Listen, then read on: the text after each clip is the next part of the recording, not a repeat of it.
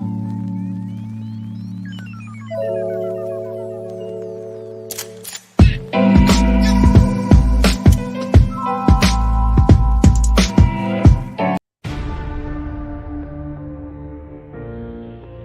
it comes to the fight against insurance companies, large corporations, and the healthcare industry, injured victims are always the underdog. But that doesn't worry us. At Mesa & Associates, we're an injury law firm from Philadelphia, and we come to fight. Our clients know that they've got representation with a chip on its shoulder, and it's the same chip that makes Philly the toughest city in the country. Call 215-568-3500 or visit us online at mesalaw.com. Mesa & Associates, the toughest injury firm in Philadelphia. Go for the midnight dares. Go for the game. Go for the hits. Go for the fans. Go for the win. Go to Ocean Casino Resort. Book your trip at theoceanac.com.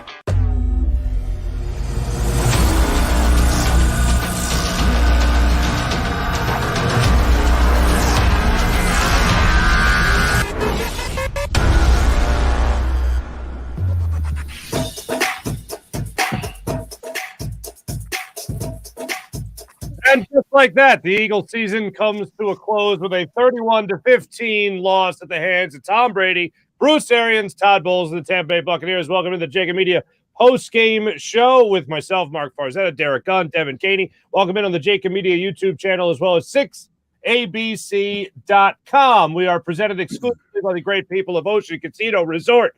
Get your tickets right now for Tracy Morgan live on stage July 16th. At Ovation Hall at Ocean Casino. Book it now and go for the live shows. Go for the win. Unfortunately, the Eagles did not really go for the win today. An abysmal, embarrassing performance as the cliche rings about somebody maybe playing chess and somebody else maybe playing checkers, maybe the varsity versus the freshman.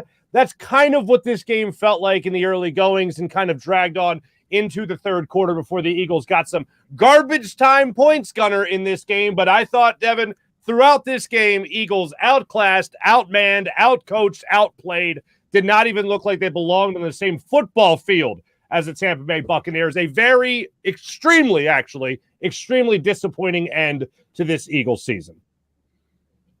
Did you honestly think the Eagles were going to win this game? Don't care about it, whether or not they were going to win. I did not expect them to win. I expected them to show up. They didn't even show up. Well, no, they showed up, but what you saw was a classic case of a veteran team, a veteran coaching staff playing a team with inexperience and inexperienced coaching staff in a lot of ways. Okay, so you're not on – people going into this game kept talking about how you're playing Tom Brady. No, you were playing Bruce Arians. You were playing Todd Bowles. You were playing Byron Leftwich. You're basically playing three head coaches and probably the greatest quarterback of all time compared to a young developing quarterback, a first-time head coach, and two coordinators who were learning on the job. And when they compiled this 9-8 records, we did make light of it because we kept saying, hey, look, they won those games they were supposed to win. We'd be trashing them had they lost to the Jets, to the Giants, to Washington. They won those games. It's all a part of the learning process. They were outmanned. They were outmaneuvered every step of the way. When the coin toss came, I'm sitting there thinking, if the Eagles win the coin toss, please take the ball. Do not defer until the second half. Lo and behold, they win the coin toss. They give the ball right out of the gate to Tom Brady. And what does he do? Go down the field in 12 plays in 5 minutes and put 7 in the end zone. And that completely alters what you want to do, because even though you have the first 15 plays scripted, you've got to deviate from the norm a little bit because you know who you're playing and where you're playing. And then all of a sudden it's 14-0, it's 17-0, it's 31-0. You know, what are you going to do at that point? You have to abandon what got you this far. You know, first of all, kudos to the Eagles for just getting into the playoffs. And if you remember, I said no matter what happens, this is valuable experience for a lot of people in that Eagles organization, from coaches to players, in terms of how to make that transition from the preseason to the regular season. And the postseason is a much different beast compared to the regular season. And lo and behold, the Eagles' inexperience in all phases you could imagine showed in this particular game against the defending Super Bowl champions. I didn't think the Eagles would fall behind 31-0. I thought the game would be a little bit more competitive than that. There we go. A little bit more competitive than that. Mm-hmm. But the bottom line is they're going to lick their wounds. There'll be players that won't be back, i.e., hopefully Jalen Reagor, Derek Barnett, just to name a few. Oof. And Jalen Hurts has a lot of work. Jalen Hurts missed way too many receivers today in the passing game. But Todd Bowles called the exact game I thought he was going to call. He's going to blitz. He's going to blitz again, and he's going to keep blitzing. And even though he didn't get to Jalen Hurts 5, 6, 7 times, he made Jalen Hurts do some things he didn't want to do. And that was a huge difference in this game. Yeah, I think the biggest thing was, we didn't go into this game. I was a realist about it. I didn't think the Eagles were going to win. Honestly, if they won, I don't know. Philly might have burned down in a good way. Like that would have been insane. I just didn't want them to embarrass us, and they did embarrass us. And shout out to D-Gun, because once again, in the first half, I'm texting him, like, what's going on? This is terrible. I'm not having a good time right now. And D-Gun, like, you were pretty positive. He's like, we know how this team has played in the first half, and we discussed that. And Mark, I know your thoughts on them not playing their starters against the Cowboys, and that kind of probably helping them out in terms of starting slow. And this game, I don't even know if it was a slow start because it never picked up. It never got faster. So yeah, they were out-coached. They were playing against the GOAT, Tom Brady, the defending Super Bowl champions, and they were outmatched, but I think they could have made it a much more even and competitive game had not just Jalen Hurts, because yes, he didn't play well, and I'm already seeing the comments, and I'm already dreading the ensuing quarterback discussion that's going to go on probably until August, until next season starts, and probably through next season. But no one was good. Jalen Reagor, Jalen Hurts, no one was playing well. I think there are a few bright spots that we can get into later. I feel like no one really wants the positivity right now. Maybe at the end of the show, I'll talk about that. Closing arguments. Right. But for my opening statement, all I wanted was to not be embarrassed, and the Eagles really embarrassed me. So. See, that's the thing. Look, we all said at the end of last week, okay, the things change when you get into the playoffs, and I not one of us when we went around it and talked about possibly playing the Buccaneers and all that. Not one of us said, "Oh, well, the Eagles got that game." Like there was nobody looking at this game with Disney-colored glasses or rose-colored glasses. Everyone kind of expected to see the Eagles lose this game. I did not, Gunnar, to your point, did not expect 31-0. I didn't expect Todd Bowles and Bruce Arians to be toying with this coaching staff and their play calling as much and as well as they were in the first quarter of this game in particular. And I point to one play where I thought, we're in for a long day. And the Eagles ran on a 3rd and 2. They ran a read option. I believe it was with Miles Sanders and, of course, Jalen Hurts. And Jalen Hurts held the ball in the mesh point for about 2 seconds, which is about 1.5 seconds longer than it's supposed to be, because he was reading the end and he was also reading the linebacker coming up, rushing the quarterback, rushing the play, trying to make a stop. And both were covered. They ended up taking a big loss on the play. They didn't end up converting, obviously, and ended up punting the ball away. And I think that was right before Sipos had his first shank of the day, because he had another terrible game. But that was a play that I looked at and just said, they're just toying with the Eagles. They know their playbook inside of that already. And it was very obvious what they were doing from Jump Street. They stacked the box. 8 men were in there constantly, sometimes 9. Eagles played into that at some points, having 2 tight ends, both in bunch coverage, coming at the line of scrimmage, standing at the line of scrimmage when they were starting off their play, which only played into what the Bucs wanted them to do to begin with. And the Bucs consistently said, go ahead and beat us with Jalen Hurts. We double dog dare you to beat us with Jalen Hurts throwing the football, because you weren't going to win with that many men in the box against Miles Sanders or Boston Scott or Kenny Gainwell or anybody, or even Jalen Hurts going up there with read option plays or even design runs for the quarterback. They were making you throw the ball, and the Eagles played right into those hands, making every throw from Jalen Hurts, if he did throw the football, to be within 5 yards of the line of scrimmage, and then simply running out of the backfield. When I watched that happen, it was the chess and not checkers, varsity versus freshman, outmanned, whatever you want to call it, the puppeteer, the marionette. That's what it felt like when I was watching Todd Bowles attack Nick Sirianni's offense. And Gunnar, when you said earlier that you're basically going up against 3 head coaches when you're facing the Tampa Bay Buccaneers coaching staff, it got me thinking a little bit here. And this crept into my brain a little bit during the game. We might be looking back on this game, and Nick Sirianni might be the fourth best head coach going into next year that was coaching in this game, because Jonathan Gannon's defense actually played an okay game. They were actually all right going up against the best ever in Tom Brady, going up against the Bruce Arians offense, that, yes, was down a lot of players, but still the guys that they had out there are still some pretty dominant players, especially when you talk about Mike Evans or Rob Gronkowski and Tom Brady himself. I look at Jonathan Gannon as a guy that might be getting a head coaching job next year, and if he's actually a better head coach than he is a defensive coordinator, which shouldn't be that hard, then you're looking at Nick Sirianni as a guy that might be the fourth best head coach that was involved in this game today. The Eagles defense played well once it settled in, but by then it was already 14-0. Mm-hmm. Okay, so it took. I can take a 14-0 lead in the first quarter against Tom Brady. Yeah, sure. Okay, yeah. It took him a little while. I said on a couple of other. I said on 97.5 earlier today. All this scuttlebutt about Jonathan Gannon being considered for head coaching jobs. If somebody would hire Jonathan Gannon based on his performance in 2021. That GM would probably get fired real quick. Now, Jonathan Gannon, I don't think is a head coach right now.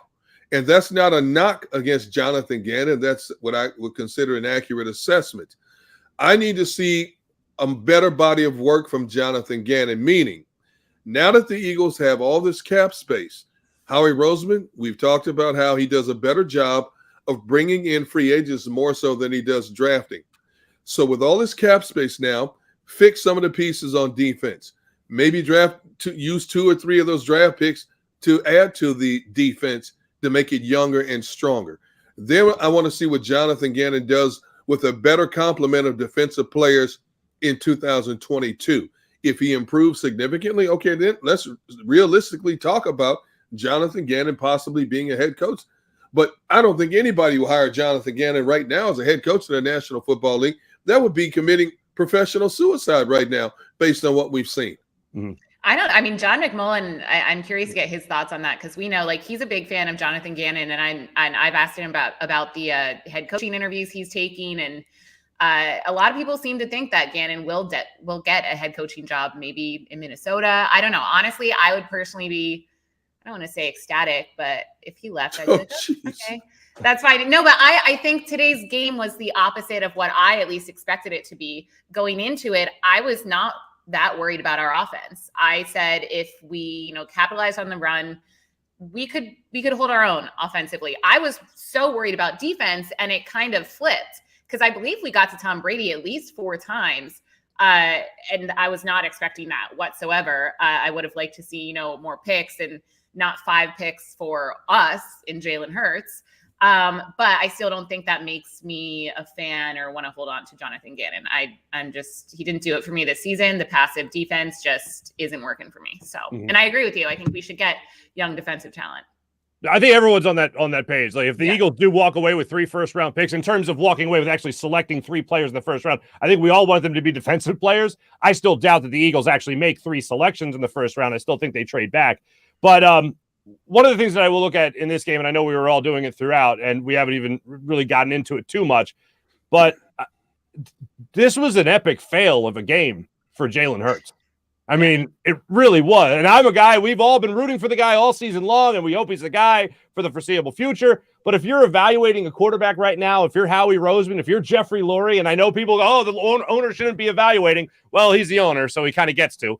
If you're even Nick Sirianni, Jalen Hurts himself, a self-evaluation, this isn't a game that you want to watch too many times as something you're going to take notes out of from a positive standpoint. This was a low-light reel, if you will, for Jalen Hurts. And it wasn't even just the interceptions. It was missed targets. And I know the people that are quarterback coddlers will point to a Dallas Goedert drop, a Jason Kelsey holding penalty that was an awful call, but still a call nonetheless. You'll look throughout this game and you look at Jalen Hurts and try to defend him. I don't see really how you can. This was a awful game by Jalen Hurts. I can say that and still look at the future and go, you know what? I don't know about this draft either. I don't know if I want the Eagles using a first-round pick to go get any of these quarterbacks that will be available in the draft. Hey, you want to bring in Aaron Rodgers? He wants to play here? Sure, let's make it happen. Let's see if that really comes to fruition. Russell Wilson says he wants to weigh his options. Okay, let's be patient on that one. Deshaun Watson, whatever it might be in free agency or trade.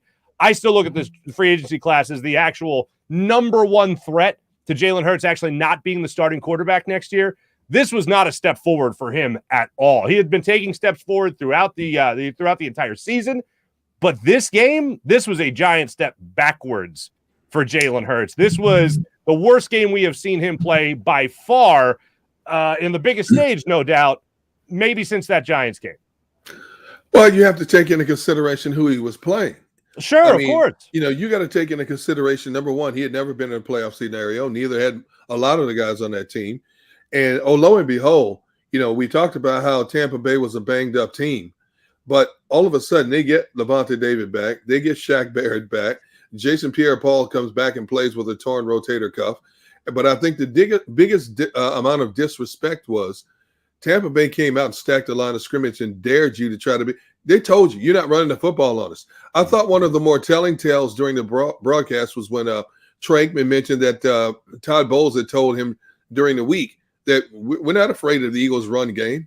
And sure enough, now a lot of people were saying, and I said it earlier today, the Eagles had a great measure of success against the number 1, the number 5, and the number 6 run defenses in the National Football League.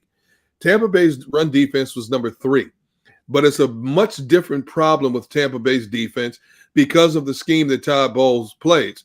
And sure enough, a smart quarterback and a smart coaching staff would have said, wait a minute, you're going to stack the line of scrimmage against me and disrespect me like that? Okay, we're going to throw the ball. We're going to catch them in isolated coverage. And we're going to throw the ball on them and loosen them up early. Nick Sirianni didn't do it. He kept trying to run the football. You know what? You got 8 men stacked in the box. You got to trust these wide receivers. They can wiggle free, or you're tied in. And he didn't do it. And a few times they tried to do it, Jalen Hurts overthrew him. So Jalen Hurts, he felt that pressure from the Tampa Bay defense. He knew it was coming, and he failed. He failed to execute in a lot of ways. But this team failed to execute. When they did get big plays and long drives, all of a sudden, a holding penalty negated that play. And then Jalen Hurts on one play saw a ghost, Devontae Smith, and he thought he was wide open in the end zone, which he was, but he held the ball about 2 seconds too long. Safety comes over, makes a great interception on the play. This is all part of the learning process. You got to learn. You got to grow. We talk about you have to learn how to win at various stages of this game before you actually win. Now, this team learned how to bounce back and win games they were supposed to win to put themselves in a playoff position. Now, Nick Sirianni and the coaching staff and the players have seen what happens when you play much better competition in a post-game environment. Because Tampa Bay, right now, still king of the hill until somebody knocks them off that pedestal, and they played like it today. Yeah, I mean, I think a theme that we've talked about all season long on this show is how impressed we are with Jalen Hurts' mentality and how he rarely seems to get rattled. He seemed overwhelmed today. He definitely seemed overwhelmed. And yeah, he played terribly. And like I mentioned, Mark, you say we all are in agreement that the Eagles need to draft young defensive talent. And while that's true, I'm also, thinking that now I'm even seeing people in the comments right now saying that we need to draft a quarterback. I don't know if I fully agree with that. I think that if anything, this was a good experience for Jalen Hurts, but he was not on it today. But he also didn't get any help. Like even our O-line, that's been incredible, not just with the penalties. It seemed like he was throwing late. He was inaccurate. He was seeing ghosts. He was throwing picks, and it was just messy. But I do think it was a whole team effort in terms of being pretty terrible all around. I wholeheartedly agree with that. Like, I look at this game and I don't look at one person and go, oh, if this guy wasn't terrible today, the Eagles would have won. It was a whole wide variety, but Jalen Hurts is the quarterback. He does play the most important position in all of sports, especially in the city of Philadelphia, quarterback of the Philadelphia Eagles. And this bottom line, yes, who he was playing against and Todd Bowles and what they were able to do against the Kansas City Chiefs a year ago in the Super Bowl. Okay, the 23-year-old quarterback making his first playoff start, just got through his first year of being a starting quarterback in the NFL. All that you take into consideration in time, and you say to yourself, how good is this guy? How good will he be? Try to project his future. I hope the Eagles give him another year. I would still take Jalen Hurts for another year.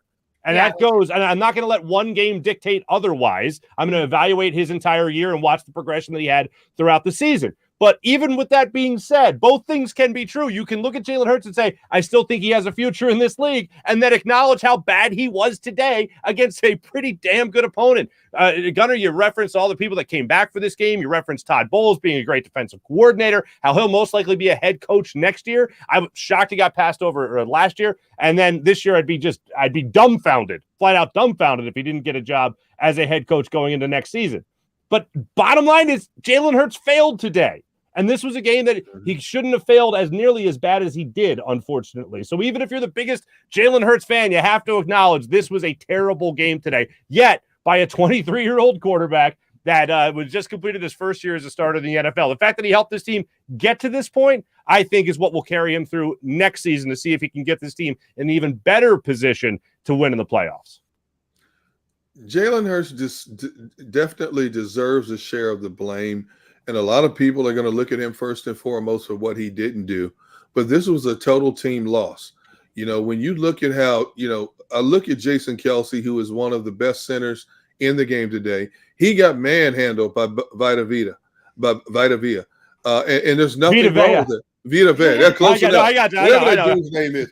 But you look at that guy has manhandled a lot of centers in the National Football League.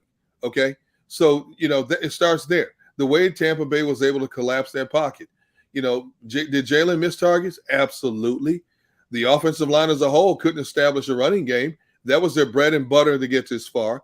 The defense couldn't make the necessary stops when they had to early on in the game to keep it a more manageable game. And even though it was 17-0 at halftime, it was still manageable. But the defense didn't get off the field when it had to at times, okay? I mean, it was a total collapse. The punter shanking punts.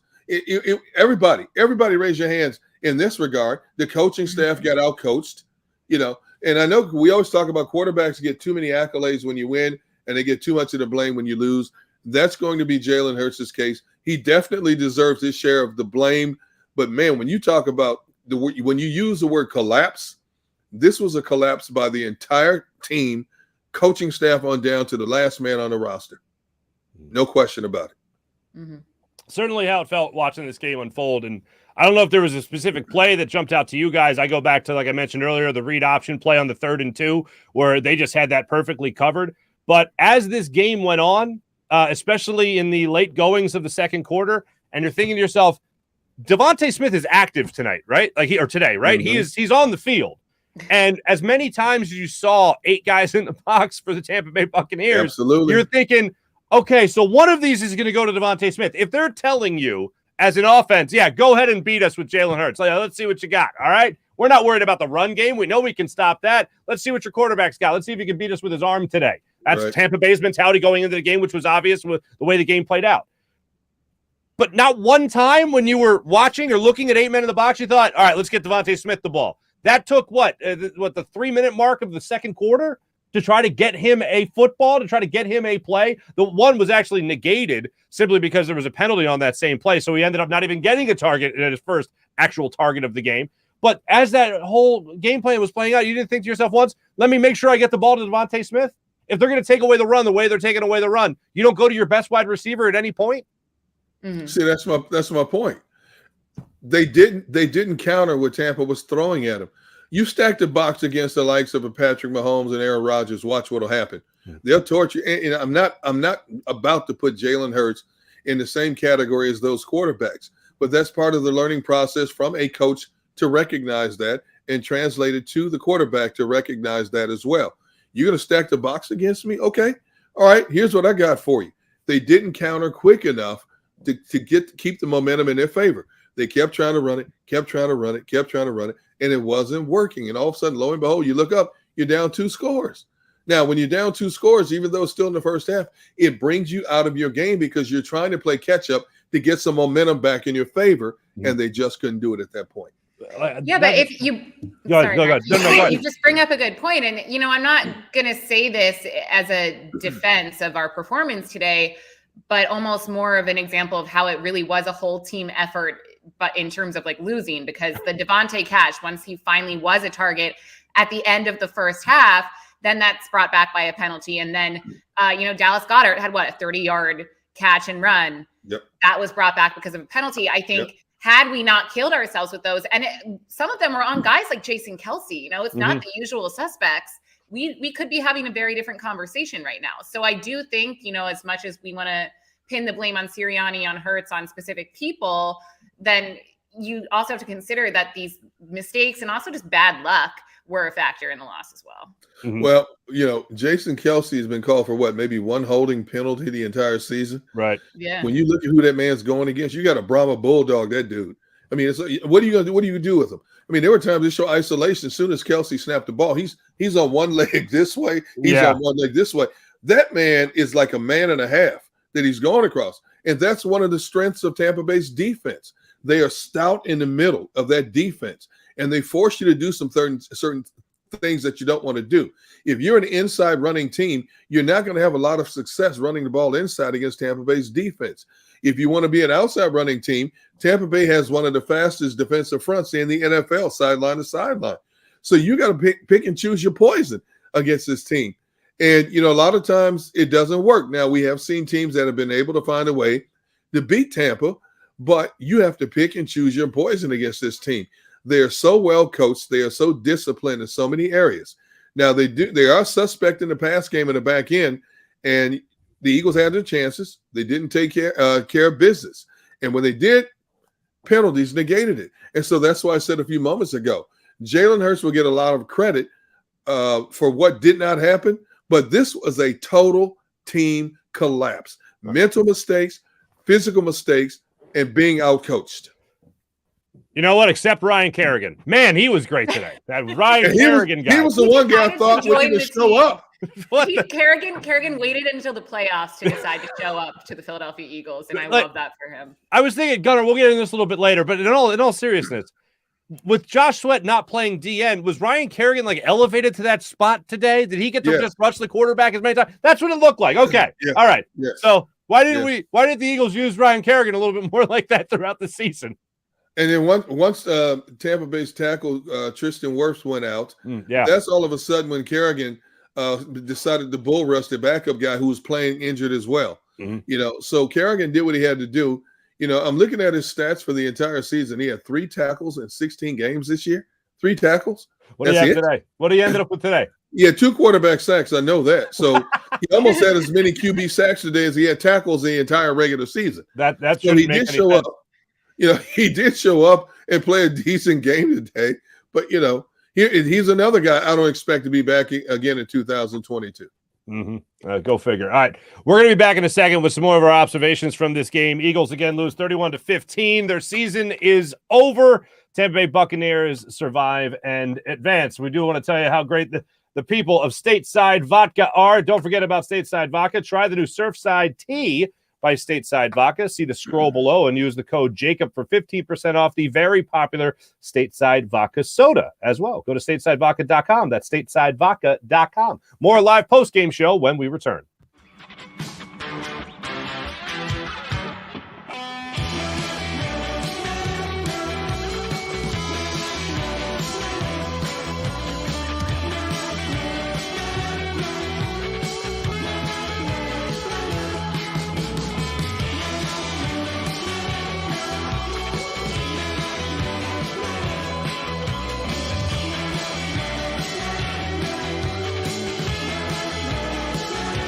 At Stateside Vodka, every new customer gets the world's best rocks glass, free.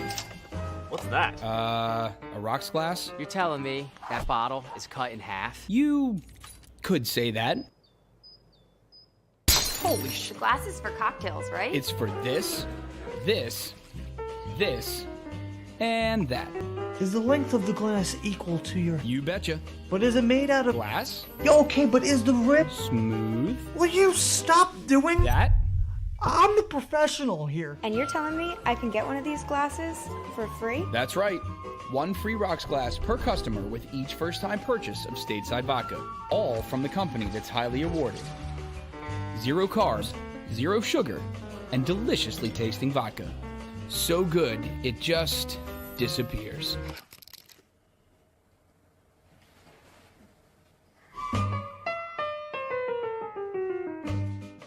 You know you like being right. That's why you should enroll in an Independence Blue Cross plan. It's the health plan chosen by more people than any other, with more doctors and hospitals, more benefits that really rock, more of the coverage you want for the right price, including free doctor visits 24/7. It's a choice you can feel good about, because when you're right, you're right. And when you've got Independence Blue Cross, you're right where you need to be. Call 1-844-200-2583 today to get an Independence Blue Cross plan. When it comes to the fight against insurance companies, large corporations, and the healthcare industry, injured victims are always the underdog. But that doesn't worry us. At Messa & Associates, we're an injury law firm from Philadelphia, and we come to fight. Our clients know that they've got representation with a chip on its shoulder, and it's the same chip that makes Philly the toughest city in the country. Call 215-568-3500 or visit us online at messalaw.com. Messa & Associates, the toughest injury firm in Philadelphia. Go for the midnight dares. Go for the game. Go for the hits. Go for the fans. Go for the win. Go to Ocean Casino Resort. Book your trip at theoceanac.com. The live postgame show is powered by IBEW Local 98.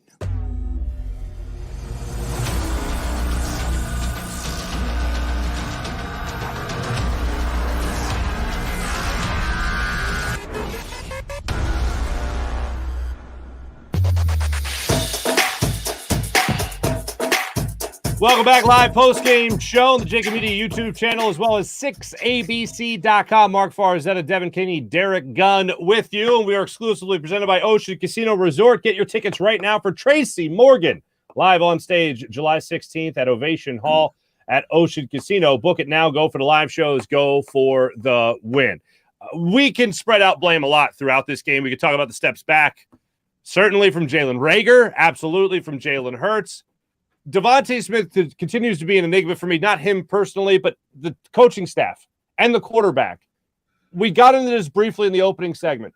Why is it so difficult? How is it so difficult to get somebody who is unquestionably your best wide receiver and really should be your most targeted guy other than Dallas Goedert, just because Dallas Goedert is pretty damn good too.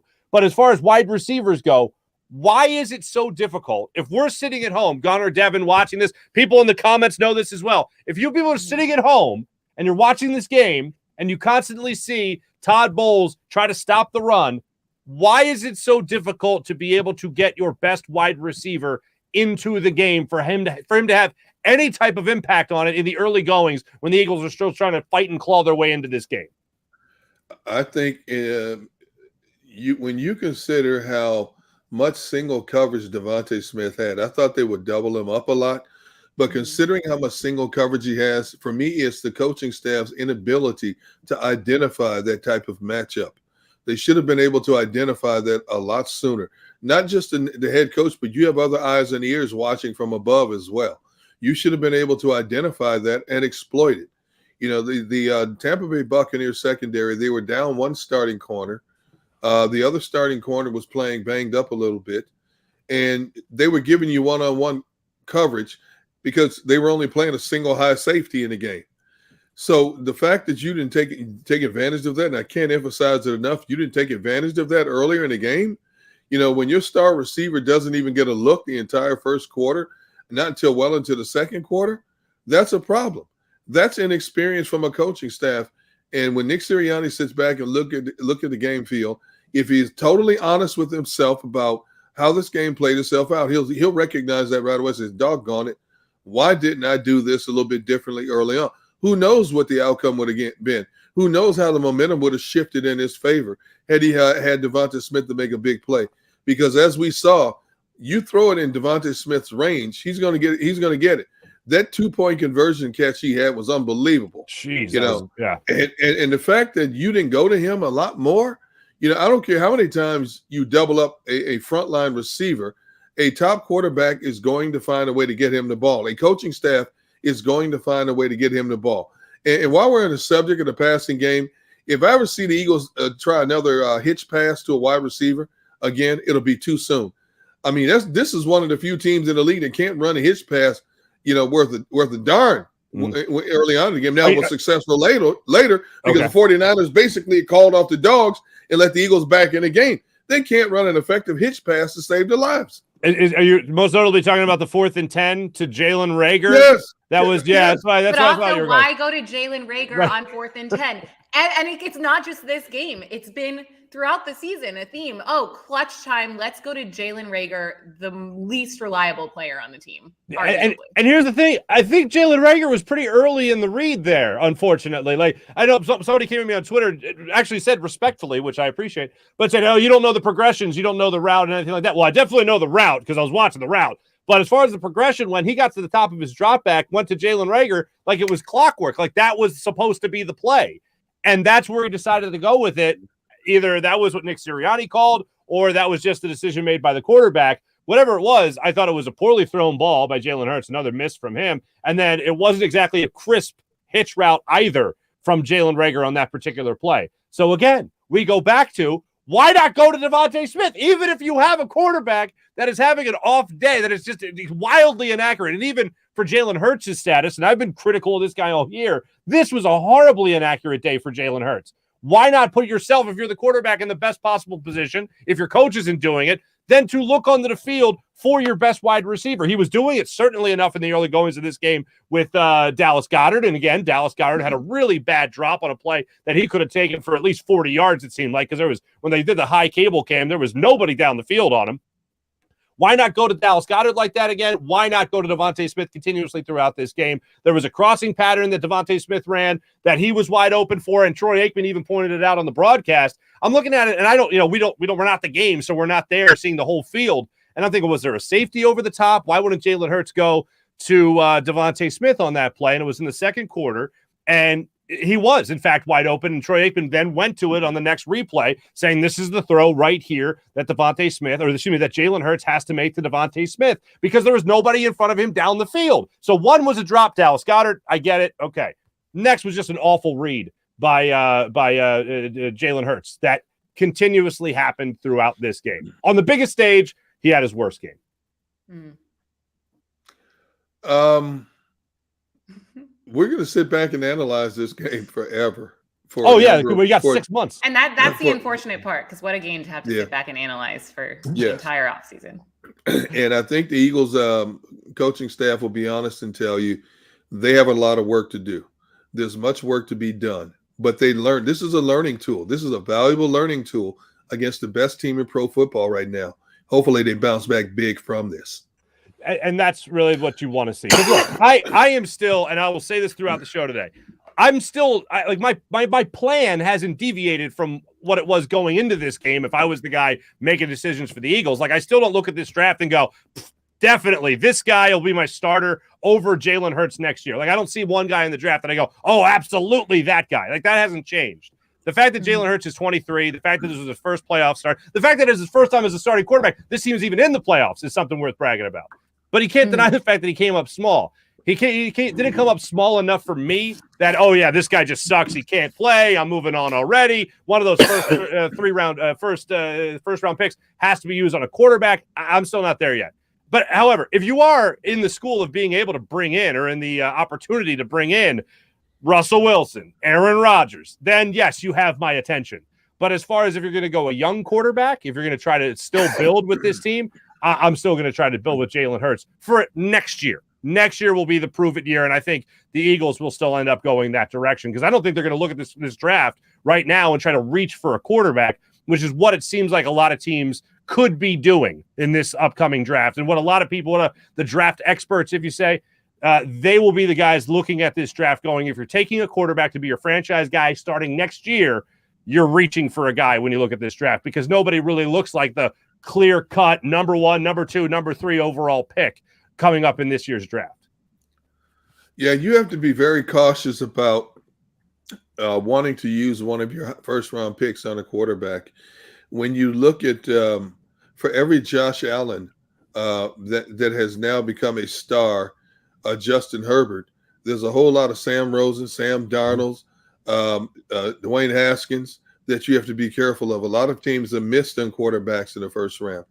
And because there's no legitimate Trevor Lawrence in this particular draft, you're going to really have to sit back and analyze what you want to do with that. if you want to bring in a veteran quarterback, how many first-round picks are you willing to give up to do so? Which also means you're going to neglect building through the youth movement at another strategic position. Because I've said it once, I've said it twice, I'll say it again. You need to get a young, fresh stud defensive end. You need to finally address the linebacking situation, something this organization has neglected for years. And you do need to bring in another young cornerback who can play opposite Darius Slay and learn on the fly, or have a veteran in front of him and learn from both Darius Slay and whoever that veteran may be. So it's a tricky situation for the Eagles this offseason in determining exactly how they view the quarterback situation. We were raving about Jalen Hurts, and let's face it, without Jalen Hurts, the Eagles don't even get to the playoffs.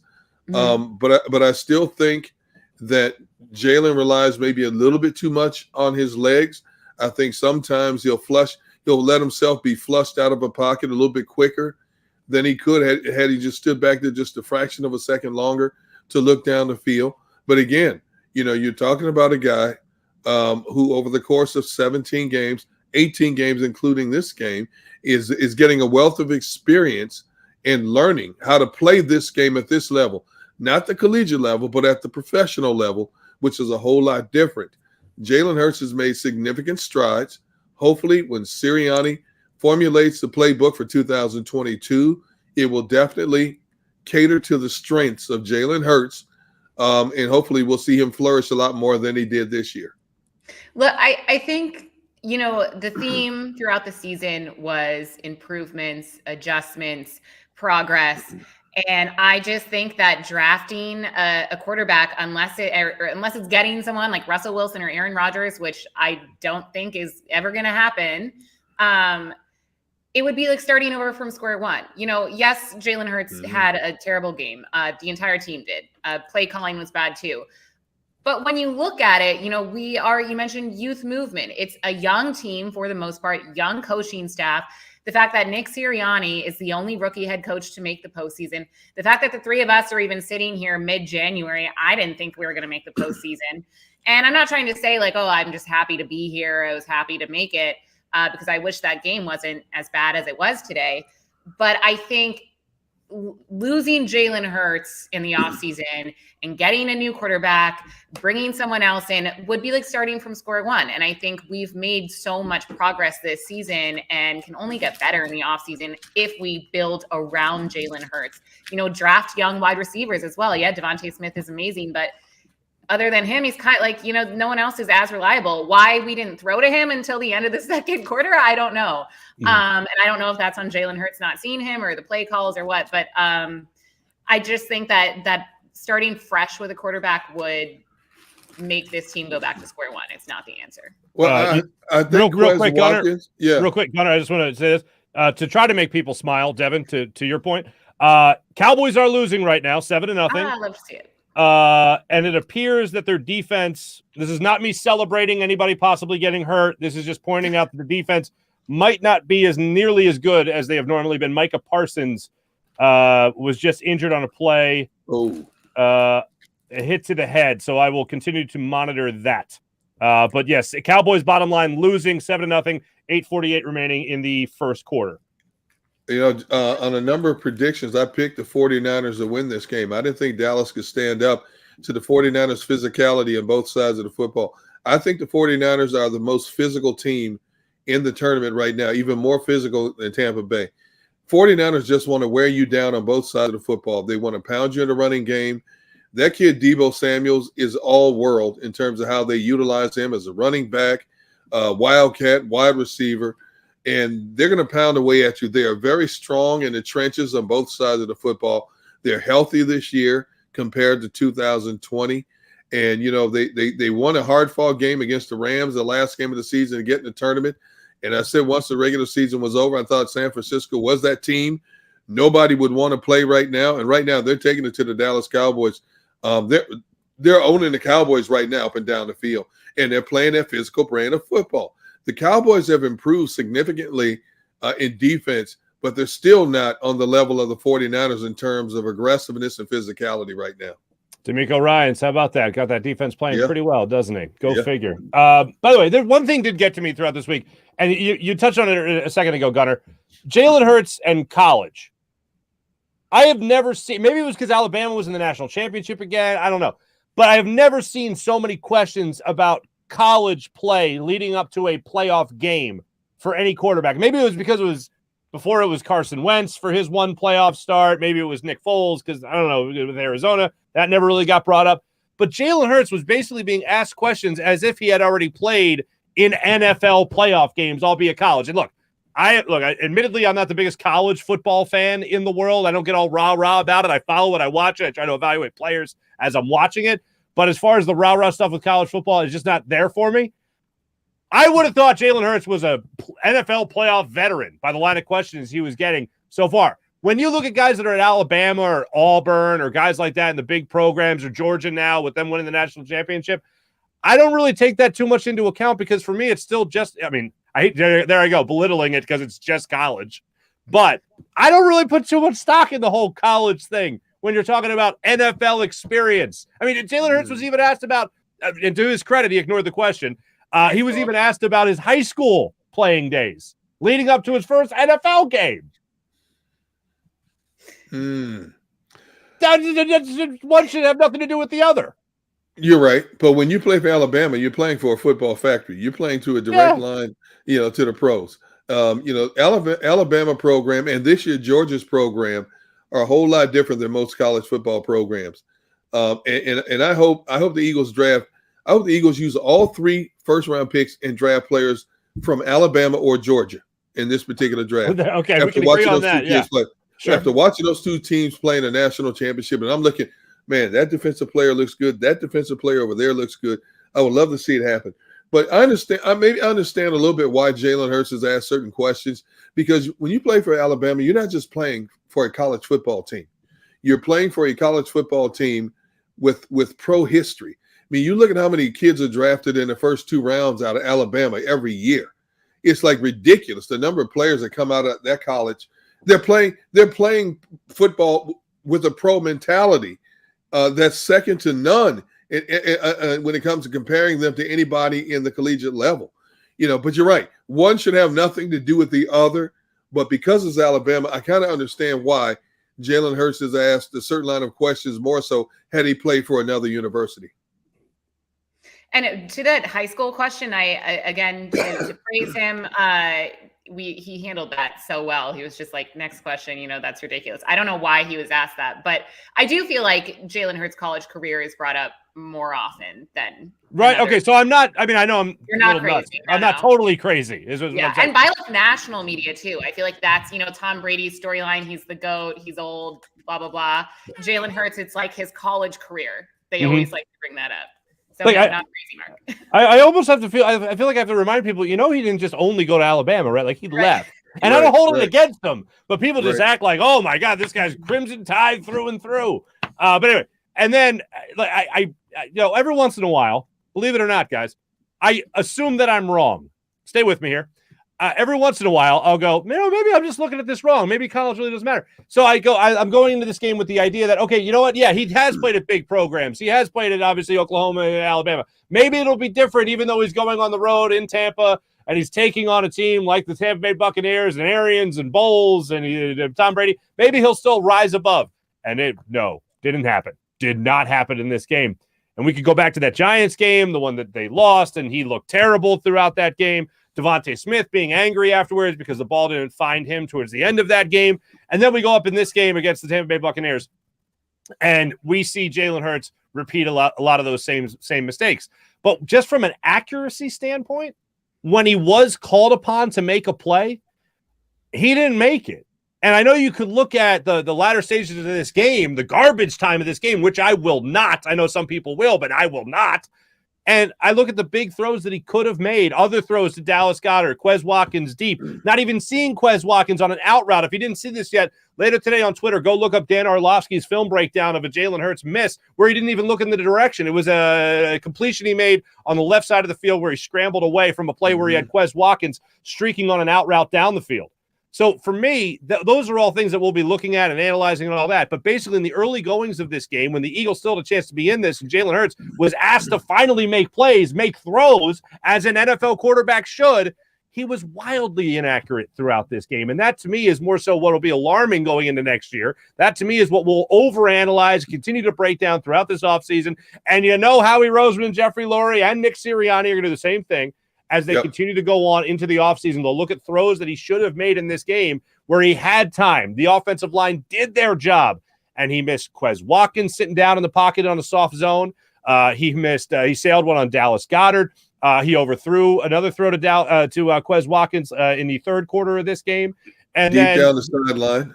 Down the sideline, and then the interception that could have been in the end zone when the defensive back fell down covering Devontae Smith, and the safety did a great job of just timing that break perfectly and then went over and picked that pass off. So those are all things that they'll look at with Jalen Hurts, saying when they did look at him early in this game to try to make a play, he failed. And ultimately as a quarterback, and this is what I'll look at real quick when I go back to the quarterback position, you can have a lot of problems on a football field, and it can not all be the quarterback's fault, but as a quarterback, you can't be a part of the problem. And he was way too much a part of the problem in the first half of this game. But Deegan, I want to get your thoughts on, because we've seen Hurts improve a lot throughout the season. I would say, yes, he's had some, like the Giants game is an easy game to point to in terms of overall bad games. How much can a quarterback improve things like accuracy in an off season, right? Does it have to be, oh, no, he's not our guy, we need a new guy because he was inaccurate in a few games, or that's like a weakness of his, versus, hey, let's, work with him. Let's get Nick and get in specialists to work with Jalen Hurts and improve on that. How likely is that scenario? That's very likely. And it better be the top of the priority during the offseason. Even the proven quarterbacks, they work out with these quarterback gurus in the offseason to work on things like mechanics, footwork, so on and so forth, accuracy, throwing motion, being able to survey a field better. Those are things that a quarterback needs to work on. Those are things Jalen Hurts definitely needs to work on. So whether the Eagles do it themselves or Jalen does it himself, he should be working with one of these quarterback gurus in the offseason. Jalen Hurts has a lot of potential, but he's still raw in a lot of areas. But you can improve on some of his mistakes, some of his flaws in mechanics, throwing motion, body language, control of his body when he delivers a pass. These are all things that you can work on. So I think it should be at the Eagles' top. If the Eagles are honest with themselves, if they are committed to Jalen Hurts in 2022, it's in their best interest to have their quarterback of 2022 almost immediately start working with somebody who can look at a player and tell you, okay, this is what we're going to work on this week. This is what we're going to work on next week and the week after that.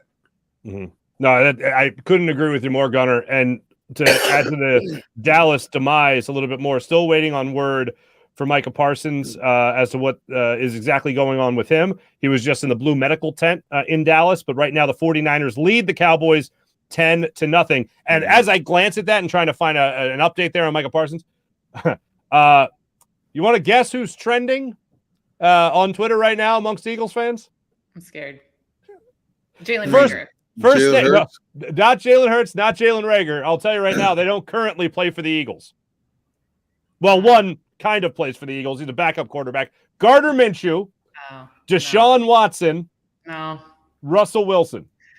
I can't do it, guys. I can't do it. I can't. Also, breaking news. This is by way of Jeff McClain's Twitter. Jalen Hurts is wearing a walking boot. Oh. Medical boot on his left leg. Oh. So Jalen Hurts wearing a medical boot on his left leg. So we'll see how that will develop. We'll also be talking to John McMullen. He'll be joining us a little bit later in the show today, probably around 1:30, to give us all the goings-on in the post-game press conferences with Nick Sirianni. Rodney McLeod has addressed the media. Dallas Goedert has addressed the media. I'm sure Jalen Hurts is doing that right now. So we'll get that all from John McMullen, who will join the show coming up in about a half hour from Tampa.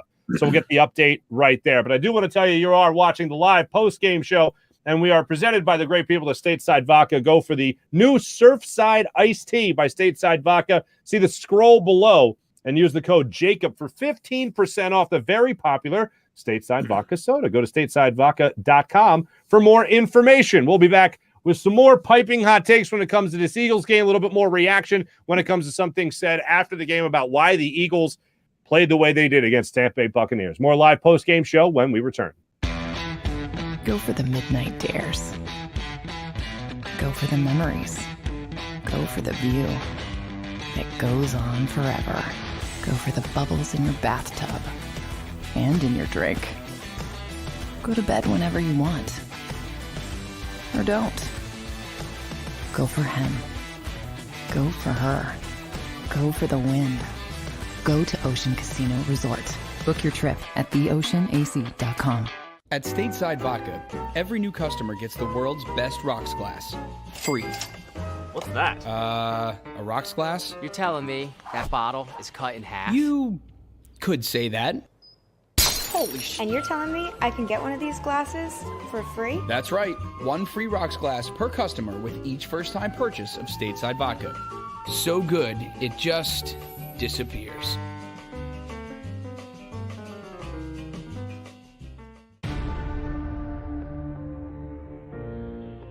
When it comes to the fight against insurance companies, large corporations, and the healthcare industry, injured victims are always the underdog. But that doesn't worry us. At Messa & Associates, we're an injury law firm from Philadelphia, and we come to fight. Our clients know that they've got representation with a chip on its shoulder, and it's the same chip that makes Philly the toughest city in the country. Call 215-568-3500 or visit us online at messalaw.com. Messa & Associates, the toughest injury firm in Philadelphia.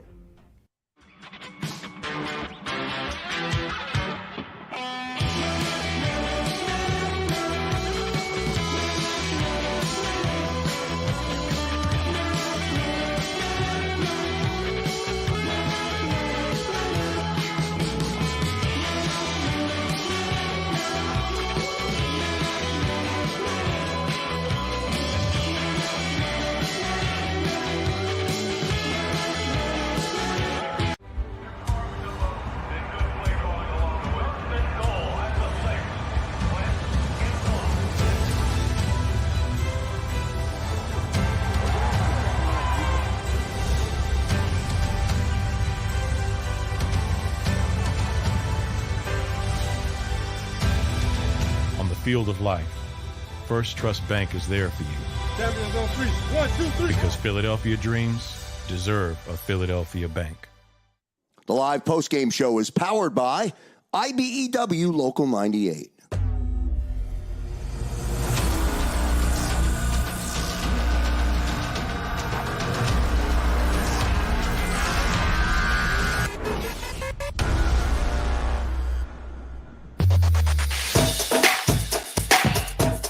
Welcome back, live post-game show. We're going to be joined by John McMullen coming up in about 20 minutes. We look forward to about a half hour, actually. We look forward to talking to John McMullen. A lot of things happening. We mentioned before the break that Jalen Hurts has a walking boot on his left leg. He is addressing the media right now, trying to explain it all. Rodney McLeod already addressed the media. He came out saying when you play a team like Tampa Bay, you play a team that has Tom Brady as a starting quarterback, you need, Devin, you know what you need? A fast start. You know what the Eagles haven't done, and now the last 5 starts with Jalen Hurts as the starting quarterback had a fast start. Maybe he should have played a little bit in the last game of the season. But you know what? Is that Jalen Hurts' fault, though? I don't know if it's I the whole on offense. Jalen Hurts. It's the whole offense. I blame everybody. Yeah, but it's also play calling. Like, I would blame it mostly on play calling, actually. A good chunk Why are you of that. laughing at me? Why are you laughing at me? I'm not laughing at you. I'm laughing at Mark. I'm blaming everybody. Everybody's under the bus, Gunner. Everybody. I'm telling you. Look at Devin's getting sensitive. Gunner, why are you laughing at? I'm not laughing at you. I'm laughing at Mark. I'm blaming everybody. I'm blaming the bus driver, the pilots who flew him to Tampa. I'm blaming everybody. That bus driver can't drive in the rain. It was raining cats and dogs down there. That bus driver was terrible. Anyway, but the key word there, Gunner, was at Mark. Anyway, I'm laughing. No, but in all seriousness, that is something that has evaded the Eagles over the last 5 starts, is now including this playoff game with Jalen Hurts as a starting quarterback. And yeah, Devin, I totally agree. You can totally look at the coach and say, what the heck?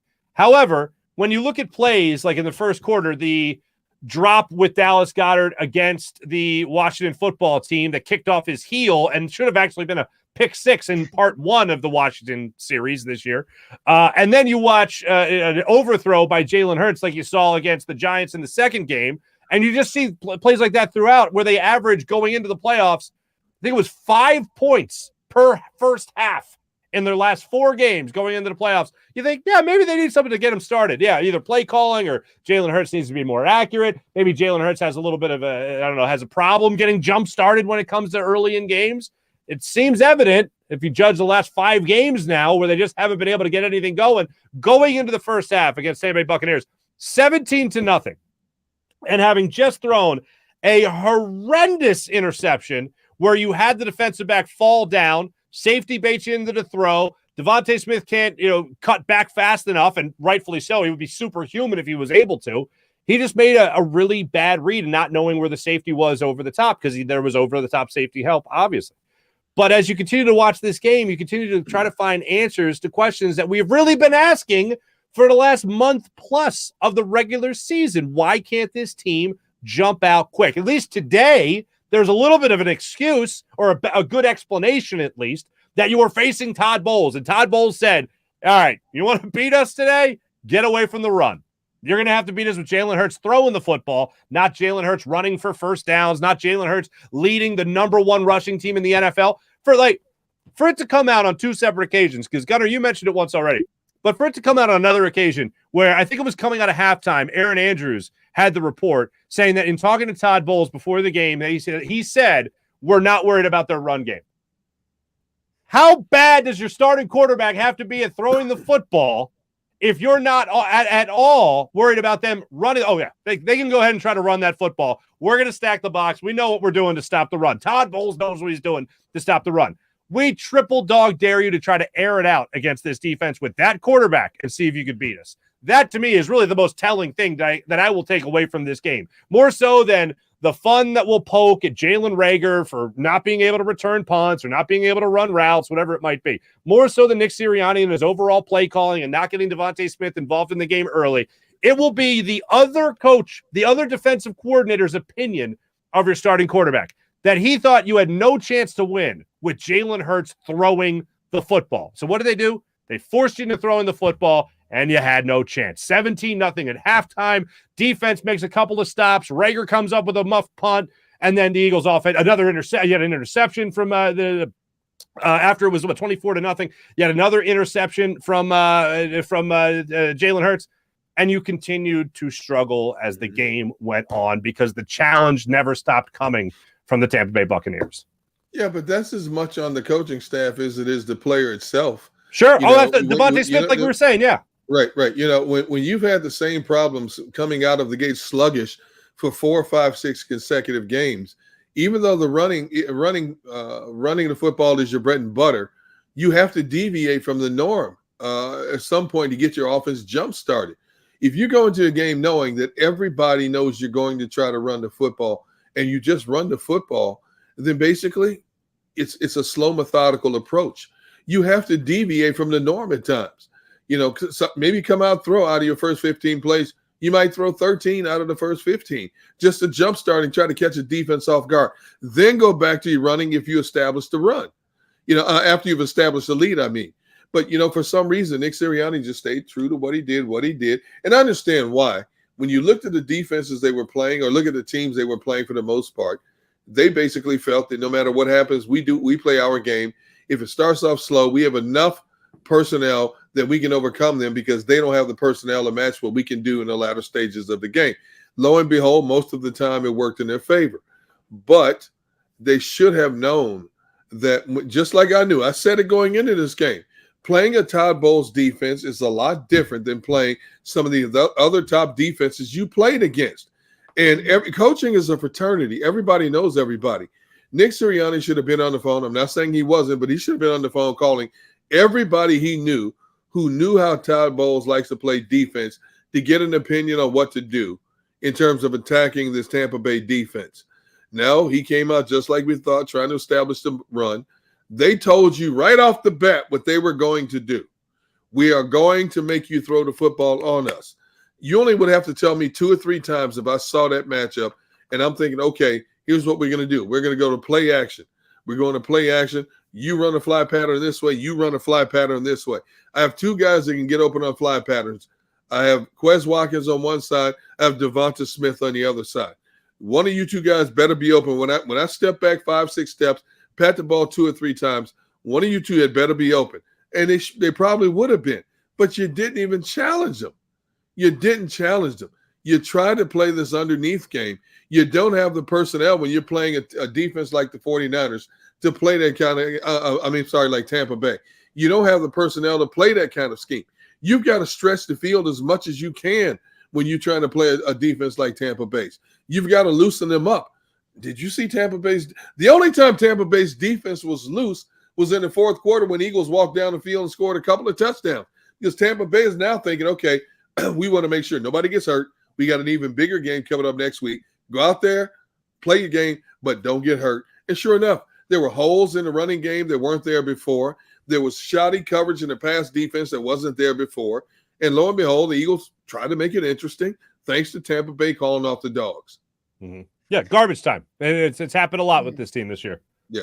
But I also think that's where the whole, I don't want to say from the doubters, from the haters, whatever you want to call it, kind of came from before this game where they're like, oh, well, the Eagles or Cowboys fans too, if you want to call it that, heading into this game, like, oh yeah, you guys made it to the postseason, but you made it there by never playing an actually good team. And we talked about it on this show throughout the season. Eventually we're going to face an opponent who forces Jalen Hurts to throw the ball. They stop our run game. And I think today was a perfect example of what it looks like when an actually good team is able to figure out our offense and prevent us from capitalizing on our run game. Mm-hmm. I mean, in all seriousness, I think a lot of people looking at this game knew, Eagles fans particularly, even if people are all high on Jalen Hurts, right, that he's the franchise guy for, forever, whatever. Even Eagles fans knew the way you were going to stop this team is by making Jalen Hurts beat you. You were going to live and die by the way Jalen Hurts threw the football today. And I'm just seeing by a number of people tweeting out there, he's admitting good enough, and you wouldn't expect anything else because the guy's, if anything, honest. He said after the game that this is a game that he did not play well. It's as simple as that. Regardless of how he feels, regardless of the walking boot, whatever it might be, he did not play well enough in this game. He knows that, and he said his 3rd year now starts. It starts tomorrow is what he said after the game today. So we'll continue to monitor that. We'll get John McMullen on the show to break that down as well. But when it comes to everything else in this game, I think anyone watching this game going into it knew how the Eagles were going to be attacked. They knew what Todd Bowles was going to do. They did it in the first game of the season, and the Eagles actually started running the football in the second half of that first game of the season in week 6. But as the season went on, I didn't see leaps and bounds of improvement from Jalen Hurts. I saw steady improvement, never a giant leap. There were inconsistencies. He played great against the Denver Broncos, especially particularly in the first half. They called off the dogs in the second half. A lot of people say, oh, well, look what he did in the second half. They were up. They didn't need him to air it out in the second half. But then he had a huge step backwards against the Giants. And that was something that definitely alarmed me, and I wanted to see him get that going again. But you only saw the spurts from this offense. You never saw sustained success from start to finish of a football game in that last month of the season. You hope you see all those corrections. But I think a lot of people going into this game said, all right, if I just take my fandom out of it for a second and I try to put on my Todd Bowles cap, how would I beat this team? I would try to beat this team by making Jalen Hurts be the guy that has to beat you by throwing the football. And they took away everything in the running lanes in the early goings of this game. Heck, in the first, 3 plays of this game, you already had more run plays by a running back than you did in the entire first half against the Tampa Bay Buccaneers in week 6 when you faced them on that Thursday night. They took it away, and Jalen Hurts could not handle it today. I'm not surprised, though. I'm really not surprised. Jalen Hurts has been that quarterback the entire season.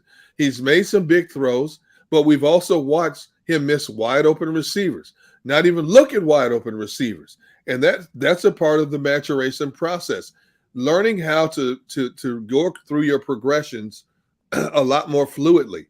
He still has not mastered that aspect of his game yet. His arm strength is another issue that he's going to have to work on. He can get stronger in the arm strength. He can get more accurate. These are all tools that he has to work on this offseason. Yeah, and people will say, well, will he work on them? Sure he will. You know why? Because he's a consummate competitor. He grew up in a football family. He knows what it takes to be successful. He's overcome trials and tribulations just to get to this point. So Jalen Hurts knows what he needs to do. The coaching staff will tell him, but he already knows what he needs to do. I expect to see a much more improved Jalen Hurts from this learning experience next season. Mm-hmm. Yeah, like I said, his mentality throughout the season has been one of his greatest strengths. He's such a leader. We've seen him improve. Even Nick Sirianni has said Jalen is a better quarterback now than he was at the start of the season. I think that's been very clear. So I just don't think you can justify deserting him because of one bad game. What does kind of not sit right with me is the fact that, we talk about his mentality, how, usually he doesn't get too flustered, but we do see him flustered in these bigger games, right? Remember the first Dallas game, that Monday Night Football primetime game, Jalen Hurts was terrible. When we played our first division rival after that game, I think, if I'm remembering our schedule correctly, it was that Giants game. That was absolutely terrible. And then his first playoff appearance against Tom Brady, terrible. He seemed overwhelmed and flustered and played awful. So that concerns me. But also, again, he's 23 years old. This was his first season as the official QB number 1 for the Philadelphia Eagles for any NFL team. So I think there's room for growth there for sure. Mm-hmm. I'm looking at a lot of people in the chat section here, trashing Jalen Hurts. He sucks. Yeah. Get rid of him, so on and so forth. Okay, first of all, Jalen Hurts and the Eagles gave you one more game than anybody thought we would get from this team. Mm-hmm. Jalen Hurts was no different today in a lot of ways than what we saw throughout the course of the season, especially the latter half of the season. The difference was he was able to overcome his deficiencies because they were playing the weak sisters of the league, playing Washington twice. You're playing Garrett Gilbert, and Taylor Heineke is a streaky type quarterback. You weren't playing Daniel Jones. You played Mike Glennon for the Giants. You look at who the Jets threw out there. So Jalen Hurts and his Eagles team was able to overcome a lot of deficiencies they had by playing those teams just to put them in a position to even get in the playoffs. So take umbrage in the fact that, number one, your team got to the playoffs. I know you're frustrated. They were embarrassed by the Tampa Bay Buccaneers. But then again, the Tampa Bay Buccaneers are a team that's light years ahead of the Eagles right now in a number of areas, not just physical, but also the mental aspect of the game as well. Also, the aspect of being able to see what's across from them and decipher it a lot quicker than a lot of these young Eagles players are. That's going to come with time. You don't just learn that overnight.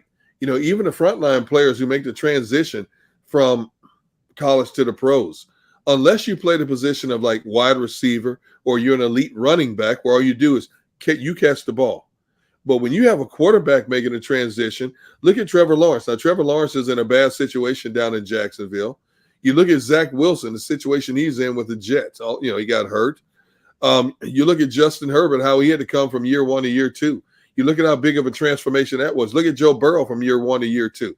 Joe Burrow didn't get to finish out what he started because he tore up his knee. But look at how they struggled the first year, and look at how much better they play in a second full year. Justin Herbert should have got his team in the playoffs. It didn't, thanks to the head coach making a dumb timeout call there, last 40 seconds of the game. But look at the way Joe Burrow played yesterday in that playoff game against the Raiders. Completely different. Now, I'm hoping Jalen Hurts gets to that point in year 2 of a full year of being a starter. That remains to be seen. And now we have to wait 9 months to find out just how much he's improved. I know a lot of people, they love to make they love to make headlines in training camp. Boy, he made a great throw. Wow, this player made a great catch. I'm never one to get pumped up at training camp. All these writers and stuff, that was an unbelievable one-handed triple somersault catch. It's in a controlled environment in training camp. People like to sensationalize that stuff. When the bullets start flying the reel, that's when the real evaluation starts. Mm-hmm. Yeah, and no more bullets than were today in a playoff game against Todd Bowles. But it was his first playoff game, though. Exactly. And look, against the best of the best.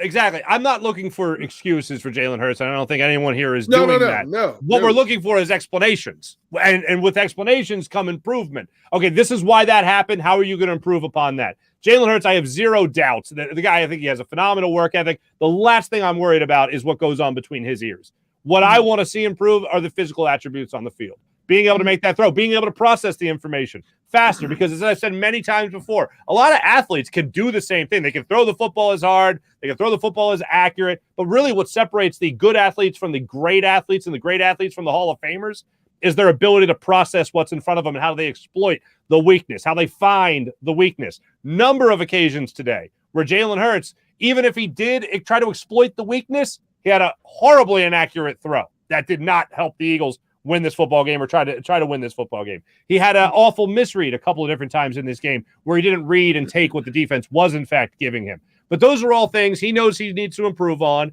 Nick Sirianni is not going anywhere after this year. It'll be up to him to try to correct those mistakes. And look, if the Eagles are sold on anybody after year one, they're sold on Nick Sirianni. And look, I don't think that this guy is Teflon by any means. I think he certainly had a lot of mistakes. We highlighted them a lot in the early goings of this show today, talking about how you knew what the defense was going to be doing and how you didn't adjust to that until much later in the football game. You didn't get Devontae Smith involved in this game till later in the first half. That's all stuff I can look at with the coach. Sure, some of it would come down to decisions, but as a coach, you can also coach your quarterback up to say, look, this play right here, bubble screen to Devontae Smith. We'll see what he can do with it instead of Jalen Reagor or even Quez Watkins, who was actually doing a good job of getting open today, but his quarterback didn't find him. I look at Jalen Hurts, I see a guy who has a great work ethic. I think he'll put in the work to get better. It's about whether or not the Eagles are going to give him that opportunity to take that giant leap forward, hopefully, next year. You know what? It's interesting you bring up Sirianni because he's someone who, even just earlier this season, has definitely improved. And I think we've all collected, and by we, I mean the three of us, but also all of Philadelphia and the fan base has certainly warmed up to Sirianni. Because I remember there was many moments where we were all calling for his head earlier this season. And it is interesting that after this terrible game, we're all calling, not aware, but a lot of people are clearly calling for Jalen Hurts' head and saying that he shouldn't be quarterback, when I'm not seeing too much Sirianni hate anymore. And I think that says a lot for his coaching style. But something that we need to keep in mind is Sirianni's also a rookie. This is his first season as a head coach. So he's not game planning, 100% all the time. Case in point today, many games, many play calls you can cite there. But same with Jalen Hurts. Right? Like, sky's the limit. Who knows what Nick Sirianni is going to learn and get up to and plan in the offseason now that he's got his first season under his belt. Yeah, that's where I'm at. Yeah. I think it's surprising that as I look in the comments, I don't see as many people trashing Sirianni as they do Jalen Hurts. Because he was out strategized also. I think Sirianni deserves as much of the blame as Jalen Hurts does. And I'm surprised that a lot of people have focused more on Jalen Hurts more so than Sirianni. And again, I'm not here to defend Jalen Hurts. Jalen Hurts played a bad game. Jalen Hurts has to improve. But Nick Sirianni obviously has to improve in terms of coaching strategy and identifying situations differently and adjusting on the fly. He did a great job this season of adjusting on the fly and going more so to a running game to help this team salvage this season. But when it comes to in-game strategy and big games, I think Nick Sirianni got a little too comfortable playing the latter half of that season because we really didn't see some of the deficiencies he may have in his coaching strategy. I think we saw that in a game like this today. I agree. With that being said, I'm going to ask this question. I don't think it's really even that close. But who was more impressive this year? If let's say both were on the hot seat this year and you were going to evaluate between keeping Nick Sirianni or Jalen Hurts, Nick Sirianni to me was 1,000 times more impressive than Jalen Hurts because he made the decision about 5-6 games into the season it took him to realize, all right, I don't have it with Jalen Hurts in terms of winning the way a lot of teams try to win in this league, which is airing the ball out. We all know it. It's undeniable. The NFL is a passing league. It's a cliche by now because people say it so many times because it's true. But him making the adjustment to say, I don't have that guy at quarterback right now, not saying that Jalen Hurts might develop into that in the near future, maybe next year, hopefully. But he recognized it in the early goings of this season. I can't continue to throw the ball. I can't only run the ball with a running back in the first half against the Cowboys the way he did in week 3 and expect to win football games. He made the adjustment to give less responsibility to Jalen Hurts and rely more on his athleticism, occasionally making the throw to win football games. So that's where I think the management, if anything, will look at this season and go, Nick Sirianni, great success. Great job on you. Jalen Hurts, we got a lot of work to do. Both, yes, have to improve and put in work. But when it comes to either or, I think Sirianni had the more impressive year than Jalen Hurts. Oh, there's no question. And when I'm looking at the stats right now, one of the questions I want to ask John McMullen when he gets on is, hopefully somebody asked him, is where was Jordan Howard in this game today? Jordan Howard had no carries. How's that possible? I had to look up the stats to see if Jordan Howard was actually active. I thought I might have missed that he was injured or something. He had one catch for 7 yards, but you had no carries for Jordan Howard? Really? Yeah. I don't get that. When you had Boston Scott, you had Gainwell, but no carries for Jordan Howard? I'd like to know the answer as to why Jordan Howard didn't get more touches between the tackles and run the football more to try to grind out a few extra yards, maybe to sustain an Eagles drive one more play, take a few more seconds off that clock for this team. I don't get that one at all. Mm-hmm. I don't get it either. By the way, Cowboys just scored 13-7 5 minutes ago in the second quarter right now, 13-7. 49ers so much. Micah Parsons did come back into the game. Yep. He has made a play as well. So he's out of the blue medical tent and still playing. All right, we're going to have John McMullen coming up in just a second, but let me tell you, we're exclusively presented by Ocean Casino Resort. Get your tickets right now for Tracy Morgan live on stage July 16th at Ovation Hall at Ocean Casino. Book it now and go for the live shows. Go for the win. John McMullen will join us when we come back on Live Postgame Show.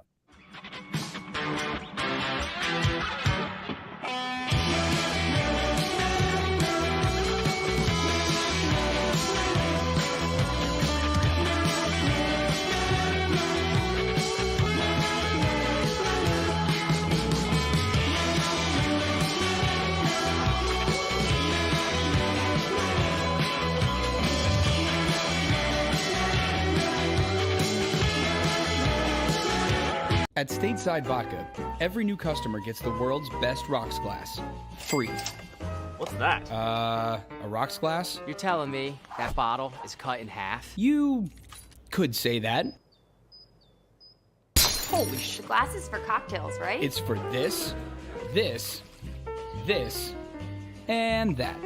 Is the length of the glass equal to your... You betcha. But is it made out of... glass? Yeah, okay, but is the rip... smooth? Will you stop doing... that?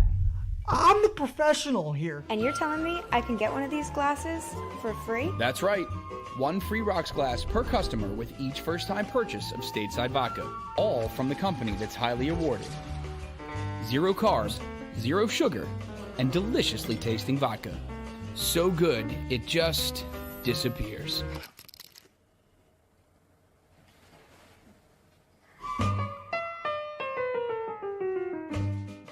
You know you like being right. That's why you should enroll in an Independence Blue Cross plan. It's the health plan chosen by more people than any other, with more doctors and hospitals, more benefits that really rock, more of the coverage you want for the right price, including free doctor visits 24/7. It's a choice you can feel good about, because when you're right, you're right. And when you've got Independence Blue Cross, you're right where you need to be. Call 1-844-200-2583 today to get an Independence Blue Cross plan. When it comes to the fight against insurance companies, large corporations, and the healthcare industry, injured victims are always the underdog. But that doesn't worry us. At Messon Associates, we're an injury law firm from Philadelphia, and we come to fight. Our clients know that they've got representation with a chip on its shoulder, and it's the same chip that makes Philly the toughest city in the country. Call 215-568-3500 or visit us online at messalaw.com. Messon Associates, the toughest injury firm in Philadelphia. Go for the midnight dares. Go for the game. Go for the hits. Go for the fans. Go for the win. Go to Ocean Casino Resort. Book your trip at theoceanac.com. The live postgame show is powered by IBEW Local 98.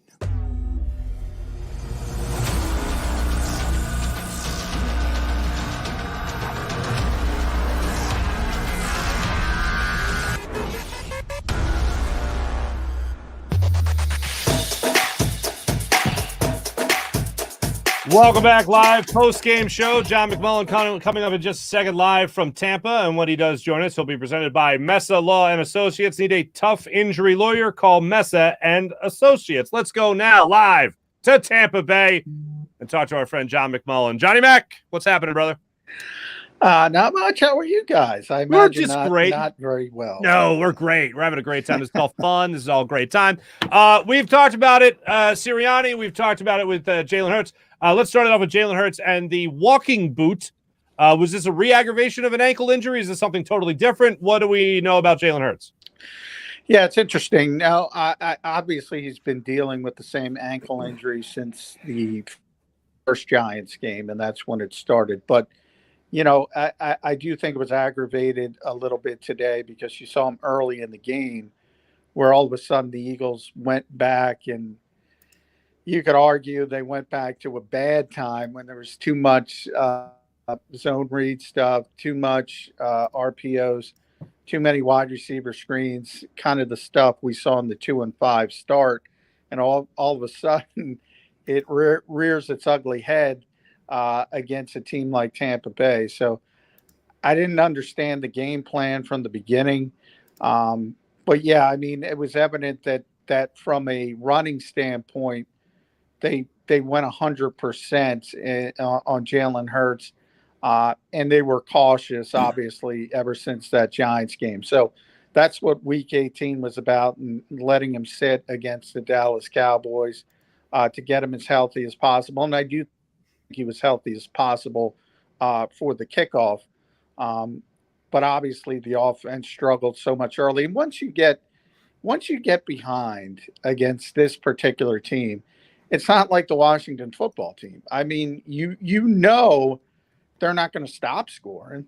So it's not like you can say, all right, if we fix things defensively, we can calm down a bit and we can get back in this football game. And I think everybody started pressing a little bit, and the snowball started going down the hill. And by the way, I think you can point all the way to the coin toss. I do not agree with this team. Thank you. And the mentality of always defer. And I've talked about this with Nick, and he said that's his mentality, always defer. And I get why against a normal team, because you want to sandwich the second and third quarters with scores. And if you do that, analytically, you're going to win 95% of those games. But this is different. When you're a run-first team against an explosive offense, what do you want to do? You want to take the ball. You want to drain the clock. You want to shorten the game, hopefully get some momentum. If you're lucky enough to take the lead, you're not playing from behind. I just thought from the coin toss, it was bad decision making after bad decision again and again and again.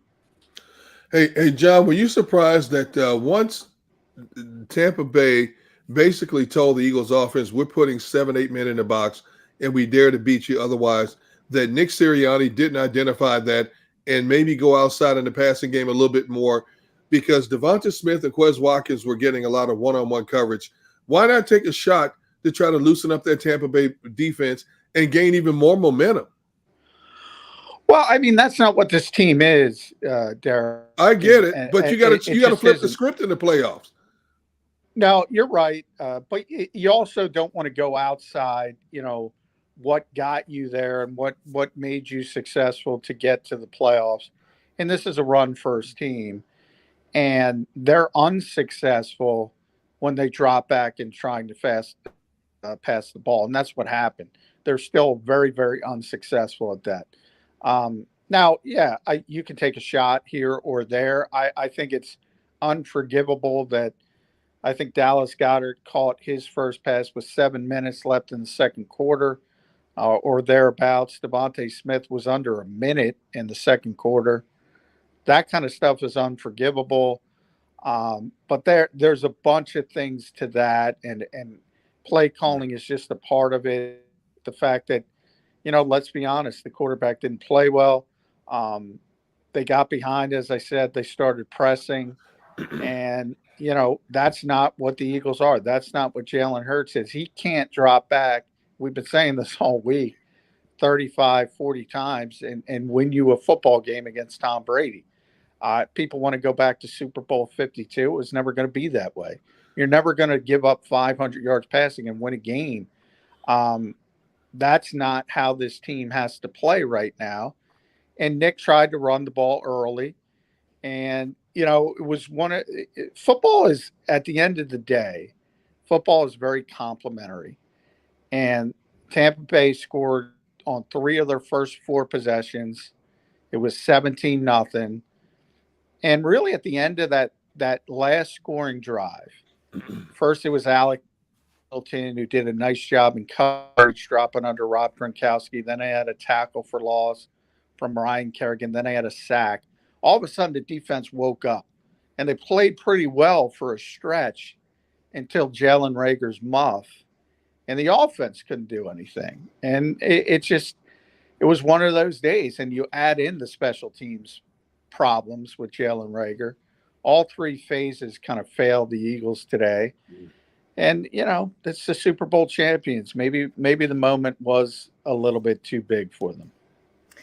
John, you just mentioned, and we've been talking, and I'm sure it'll be a topic, for the next several months here in Philadelphia, of who is to blame, the reason for this embarrassing loss. I want to get your opinion, though. I know it's not just one person, one factor, coaching, what have you, but if you had to pick one factor as to why the Eagles played so terribly today, what would it be? I thought the plan was bad. I really did. I thought the plan was bad from the coin toss forward. I so thought you think that's on Nick Sirianni? Yeah, he's the head coach. He's in charge of it. He's in charge of the game planning. He knew what he was up against. I talked to him about this last week. How does the opposing offense change what you do? Typically, when you're talking to offensive coaches, they're worried about, in this case, Todd Bowles and the defense. Well, when you get down 17-0, because the other side is so explosive, that changes the way you have to call things. And all of a sudden, you have to go away from what you do well. And I don't think necessarily that had to be the case. Now, probably if they don't defer, if they take the football, if they score, best case scenario, 16-play drive, they take 8 minutes off the clock, they're probably still going to lose this game because Tampa's a better football team. But they're in it for a far longer period of time. Right. They give themselves a better chance to win. And you never know what happens in a closer game as far as, the football going one way or another if it's a one-score game late. I just thought it was a poor game plan. And I get what you're saying, Devin, because the quarterbacks played so poorly. And I'm not trying to say the quarterback didn't play poorly, but was put in a bad position. Everybody on this team knows they changed the whole philosophy of the offense after the first Tampa Bay game because they knew they were putting too much on Jalen Hurts' plate as a passer. They knew that. They shifted, they had success, and they went away from it today because of the plan. Sure. And I wholeheartedly agree with that. When you do boil it down, though, to the quarterback play and the missed throws, regardless of what the game plan was, Jalen certainly missed his fair share of throws today. When you look at this game just to evaluate Jalen Hurts, how much of a step backwards was this, for considering his future is already in question here in Philadelphia as to whether or not he's the starting quarterback next year? Well, I've never understood this week-to-week schizophrenia. I've never understood 1 week he's a 10-year franchise. He's going to be here for 10 years. The next week, he's not good enough to win with. He's not good enough to move forward with. I didn't learn anything new about Jalen Hurts today than I knew before. He was not ready to drop back and be this type of passer and throw the football consistently to bring you back from a 17-point deficit, what turned into a 31-point deficit. He's not Justin Herbert. He's not Joe Burrow as far as young quarterbacks go. He's not going to sling the ball for 500 yards. He's a very unique player. He does different things well. He puts incredible stress on opposing defenses with off-schedule offense, with the running game. with some of the zone read stuff and the read option stuff. That's who he is as a player right now. And he's incrementally improving as a passer when you put him in good positions. And, if it's 3rd and short instead of 3rd and 15, if it's, play action instead of dropping back where everybody in the building knows he's got to throw the football. Two, by the way, other than Devontae Smith and Dallas Goedert, a poor group of receivers. That is not how this team is built to win. That didn't change before the game. It didn't change after the game. It wouldn't have changed with a win. It would still be the same way. It would still be the same way, win, lose, or draw, where they are with Jalen Hurts as a quarterback, as a young quarterback who continues to improve.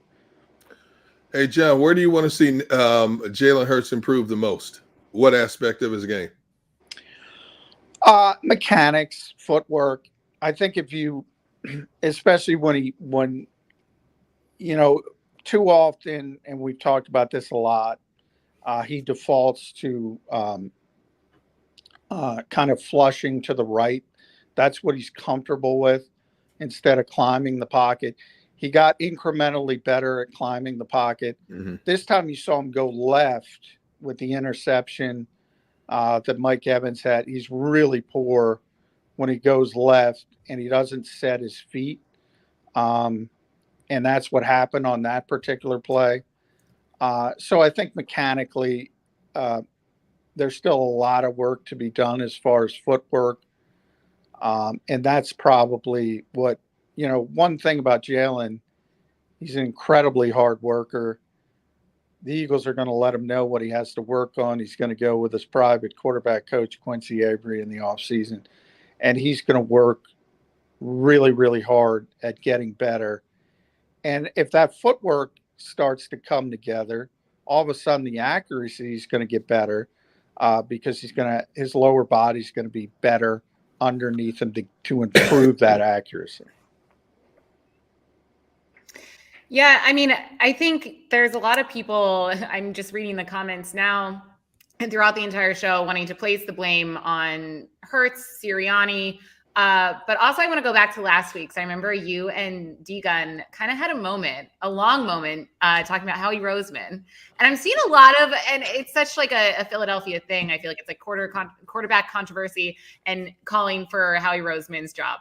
I personally actually don't put any blame on Howie Roseman. I'm okay with him. I don't know if, John, your thoughts have changed on that and if any of this loss you think falls on Howie Roseman's shoulders. No. I mean, the GM is not responsible for a particular game. He is responsible for this roster and where it is and what he's done. And for my belief on Howie Roseman, it's a far larger sample size. It's far larger than just talent evaluation, which I mean, it's a big job. I talk about it all the time. I mean, here in Tampa, they don't, it's an older stadium now. They don't have the great new press box. So many of the Eagles bigwigs and personnel were seated right behind us. Andy Waddle, Catherine Raish, Tom Donahoe. And I joked, Catherine's going to go visit with Minnesota at halftime because this game's over. But when you talk about, Catherine Raish getting an interview, Brandon Brown getting an interview, these are some of the things. It's bizarre to me, and this is what I said to D Gunn, I think last week. This organization is so well respected in this league, and their own fan base thinks they're incompetent. It's a weird disconnect. It's a weird dichotomy. Jeffrey Lurie gets in trouble, whether you want to go all the way back to Gold Standard or Quarterback Factory. That was Howie. Jeffrey said GM Factory. I mean, they have been a GM Factory. Andrew Berry was here. Joe Douglas was here. Mm-hmm. Brandon Brown's getting interviews. Catherine's getting interviews. Mm-hmm. You have Andy Waddle, you have Ian Cunningham, who have been on those lists. I mean, it's just a really respected front office around the NFL. And that's Howie's job. That's part of Howie's job. So, yeah, I don't get that disconnect. But from where they were and where they are, this is a successful season. I mean, I don't see how people think this is an unsuccessful season. I mean, people think they were going to beat Tampa Bay. I don't know what to tell them. Yeah. I thought that was adorable. That came out to me later, that actually people picked Tampa. And that's, that's cute, but I thought that was ridiculous. Anyway, but as far as this goes, John, and I want to get ahead of myself here. And I think just for a second, I want to step away from this particular game and have something to look forward to other than the Cowboys now losing 16-7. Here's what I want to ask you. Taking away what you can from this year so far, what are you most looking forward to going into next year with this Philadelphia Eagles team? It's interesting. I think you have to see how it shakes out as far as, defensively. Obviously, Jonathan Gannon has 2 interviews now set up with Denver and Minnesota. I don't think he's going to get a head coaching job, although I know Eagles fans would probably like him to move on. They're going to have 3 first-round picks, so it's 15, 16, 19. It's officially locked in. That's what they're going to have. So they have a ton of cap space. There was no other team, and again, this is part of Howie's job. There was no better team set up for the offseason as far as draft capital, as far as cap space, as far as ability to improve their team. Whereas opposed to last year, because they had to take the Carson Wentz hit, the dead money hit, they weren't able to do a lot of things. Now they're sort of untethered. They can do whatever they want. They can go out. If you don't believe in Jalen Hurts, they can go out and talk to insert name. If you like one of the quarterbacks in the draft, whether it's Kenny Pickett or Matt Corral, you can package together draft picks to get that player. They can go out and sign big-time free agents. We've talked about wide receiver. They can't get wide receiver right in the draft. Go sign a veteran receiver. Mm-hmm. Devontae Adams is on there playing kissy-poo with Darius Slay. Maybe he can do a little recruitment there and bring the best receiver in football. I doubt it. I don't want to get people excited, but no, I need that now. I need Howie Roseman sitting across from Devontae Adams. So I understand you were playing kissy poo with Devontae Smith. Why not do that here in Philadelphia? Yeah. So I mean, they can do anything from a personnel standpoint, and with the 3 first-round picks on top of it. And I think they've quickly gotten back to that position where they're going to be a desirable location for potential free agents again. Okay. I like that. I like that being an attractive thing, something to look forward to in the offseason. Now, the big question is, and I know you refer to it, I think, as schizophrenia when it comes to whether or not Jalen Hurts is the guy for now, the future, whatever. What ultimately matters is how that front office is looking at Jalen Hurts. So how much do you think this game with Jalen Hurts and how he played weighs in on the decision as to whether or not they're going to go after Pickett or they're going to go against Corral, for instance, in this upcoming draft? I think very little. I think and I've been saying this for at least 2 months. If they can get better, they'll get better. If they can't, they won't. I've talked about Deshaun Watson a lot. It certainly looks like, from talking to people around the league, he and Brian Flores are trying to clean things up from a legal standpoint. Deshaun's obviously not Brian, and go somewhere as a package deal. Russell Wilson, last year gave a list of 5 teams he would approve a trade for, trade to. The Eagles weren't on it. Maybe they will be on it now as he revisits that and whether he wants to move forward. I don't think Aaron's going to play here if he leaves Green Bay. So I don't think they can get any of those 3 quarterbacks. Those 3 quarterbacks would be a slam dunk, any one of them. If they could get them, yes, you do it. I don't care about the small sample. I don't care about Aaron Rodgers' age. You get him. they would be a significant upgrade. Then you talk about the draft.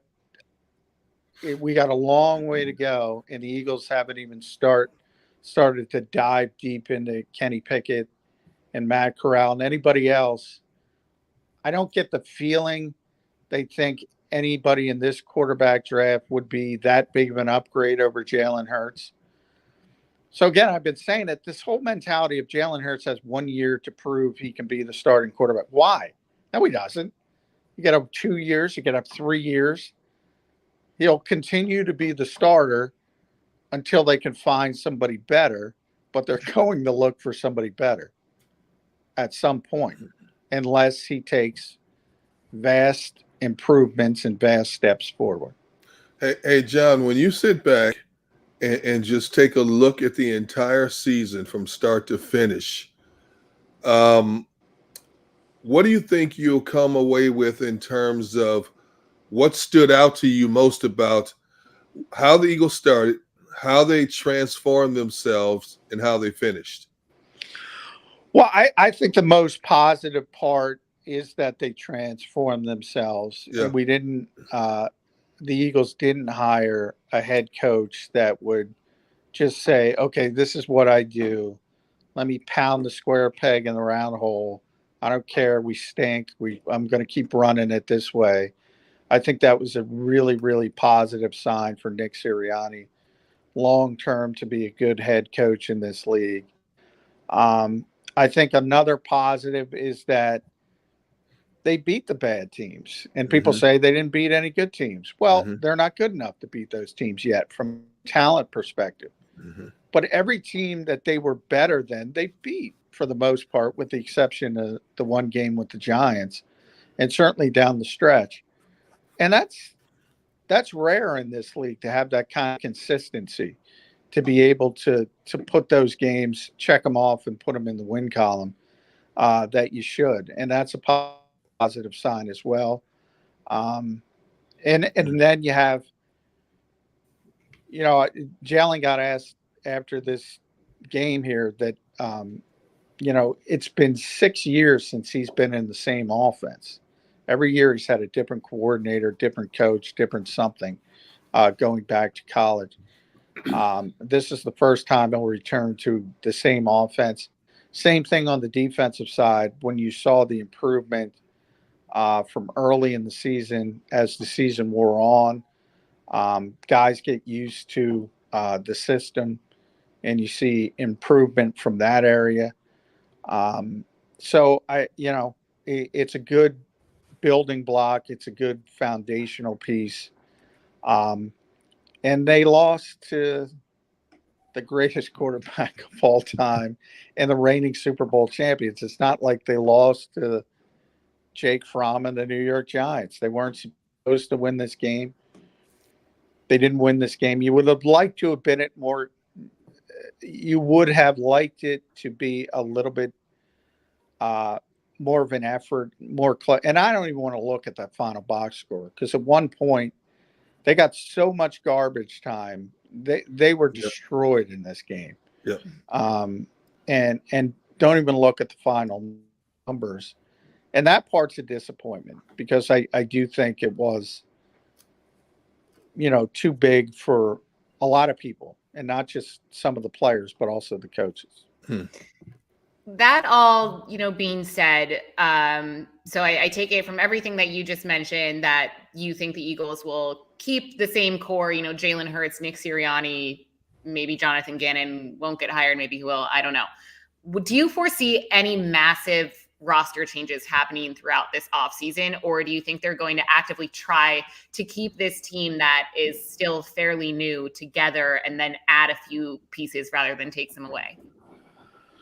No, I mean, they want to get better at a lot of spots. You're going to see a lot of change, especially on the defensive side of the ball from a talent perspective. They know they have to get better, especially on the back seven. They know they have to start getting younger, even up front. Derek Barnett's going to be back, not going to be back. We'll see where Brandon Graham is, Fletcher Cox, veterans. Brandon Brooks is obviously not going to be back. That's pretty evident by the way things have have shaken out.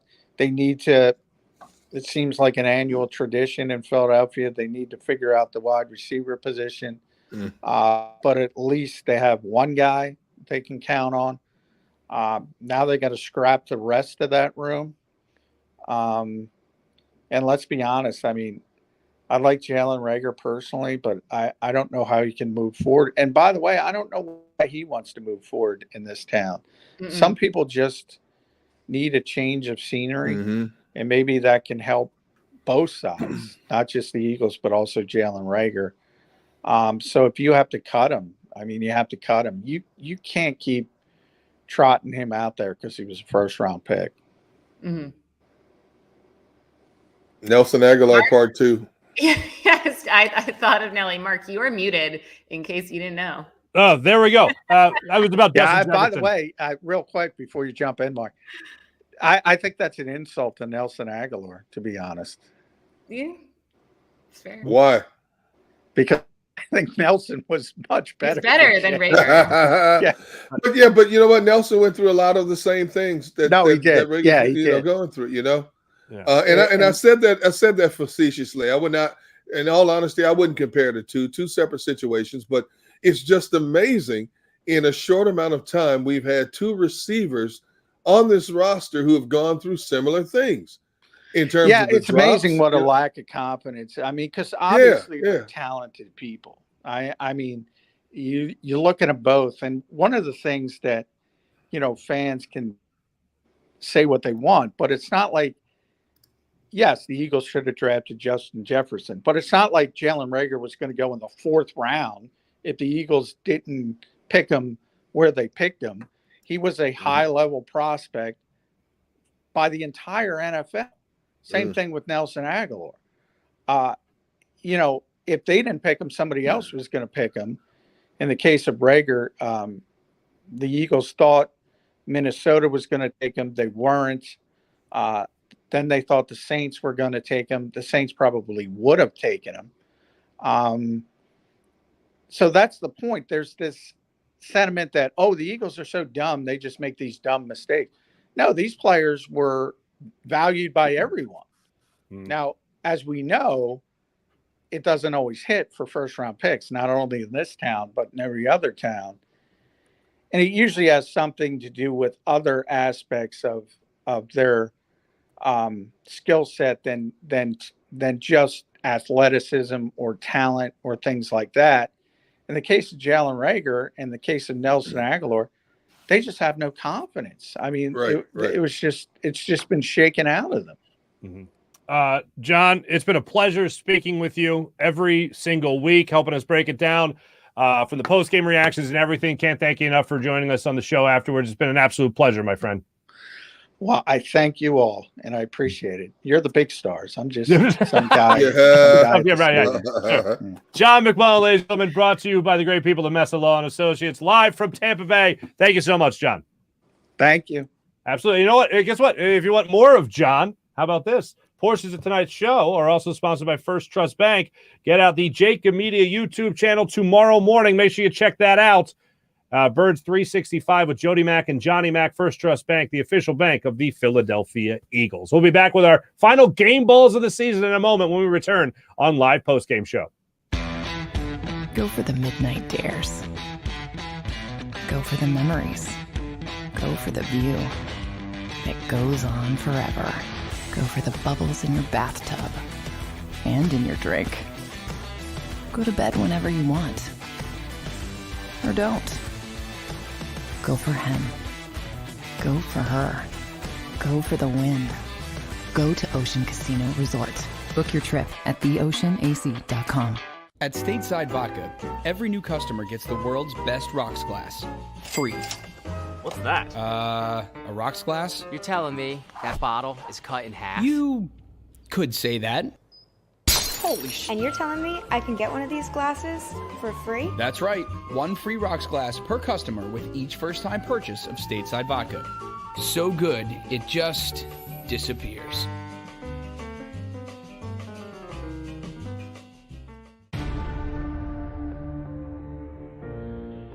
When it comes to the fight against insurance companies, large corporations, and the healthcare industry, injured victims are always the underdog. But that doesn't worry us. At Messa & Associates, we're an injury law firm from Philadelphia, and we come to fight. Our clients know that they've got representation with a chip on its shoulder, and it's the same chip that makes Philly the toughest city in the country. Call 215-568-3500 or visit us online at messalaw.com. Messa & Associates, the toughest injury firm in Philadelphia.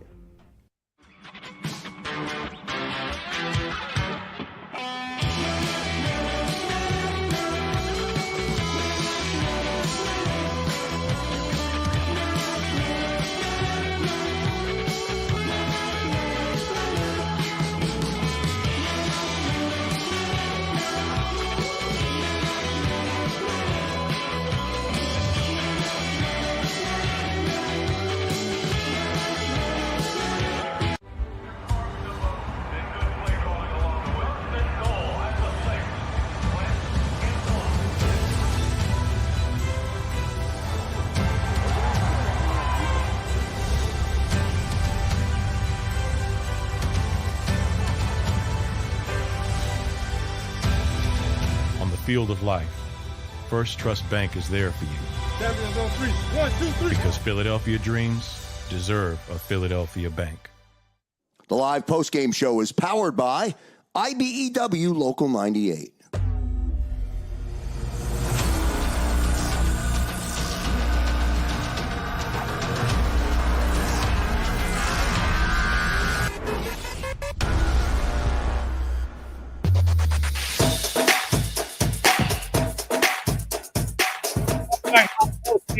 Mark Farzetta, Devin Caney, Derek Gunn with you after a very, very disappointing loss.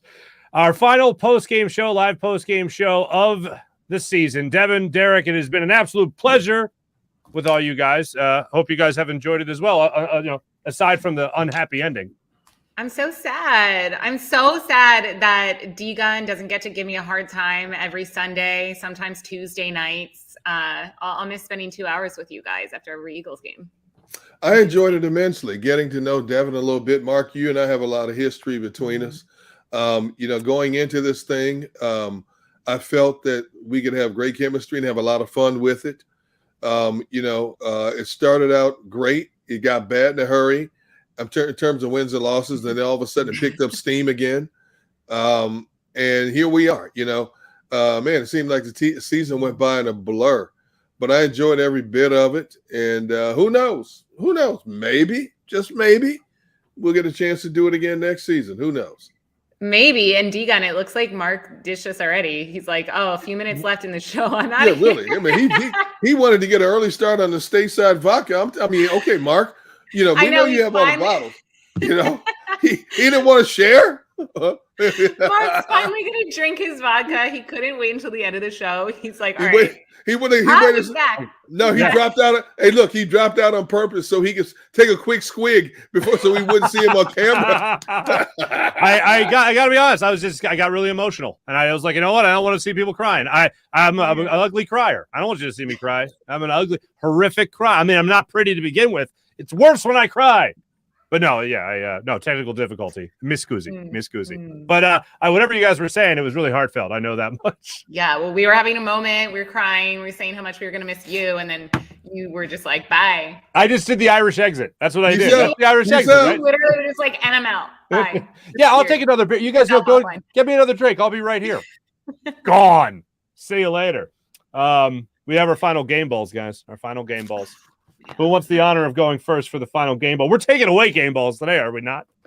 No. We got to end it by giving. Season? All right, go ahead. Yeah, on a positive note, Gunnar, you take the first one. You want me to take the first one? By all means, sir. I'll go with Devonta Smith. I thought he was everything you wanted a first-round draft pick to be. I thought he showed you a lot of times why he was the Heisman Trophy winner. He broke Deshaun Jackson's rookie receiving record along the way. I'm excited about his future as an elite wide receiver in the National Football League. So I'm going to give it to Devonta Smith. Love it. I love the positivity. Devin? I don't know if I want to give a game ball just for this specific game because I kind of want to forget this game.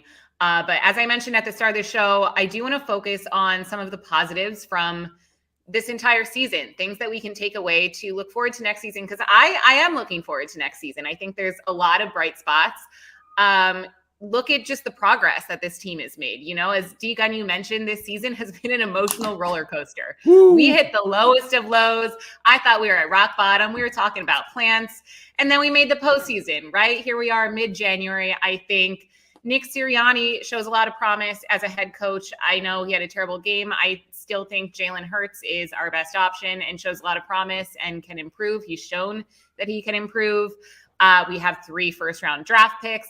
We have free agency. We can only get better. So I guess my game ball goes to the whole team, but mostly Nick Sirianni and Jalen Hurts for the improvements they made this season, with the exception of this game. I think the future is bright. All right, I think you guys have hit a bunch of nails all on the head with your game balls awarding. There's one I'm going to mention in particular. Landon Dickerson is a guy I was not high on when they drafted him. I was a little beside myself because of the injury history. I had a chance to interview him, started really rooting for this guy, and I thought he played phenomenally from the opportunities that he got throughout this season. So I go with Landon Dickerson.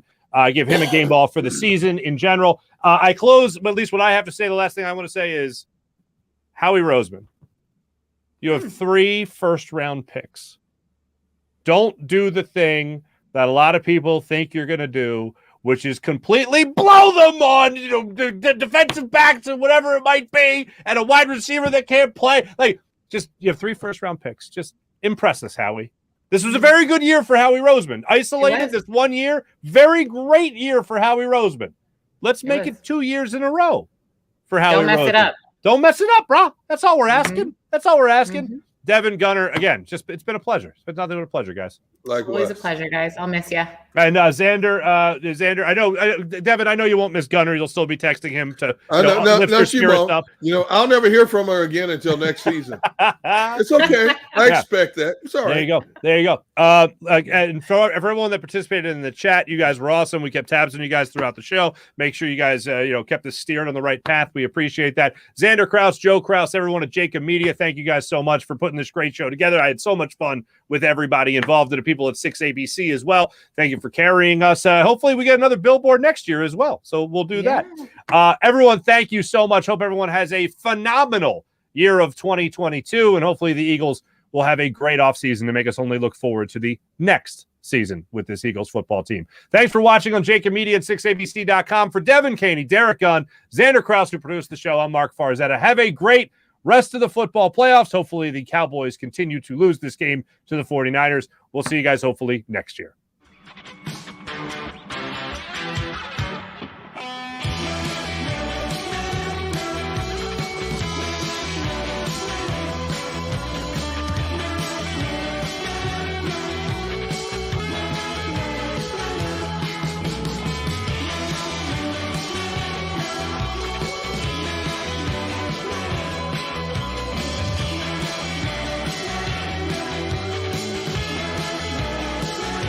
At Stateside Vodka, every new customer gets the world's best rocks glass, free.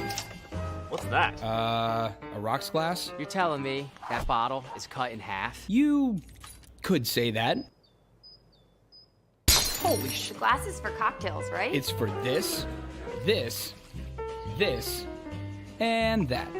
Is the length of the glass equal to your... You betcha. But is it made out of... Glass? Yeah, okay, but is the rip... Smooth? Will you stop doing... That?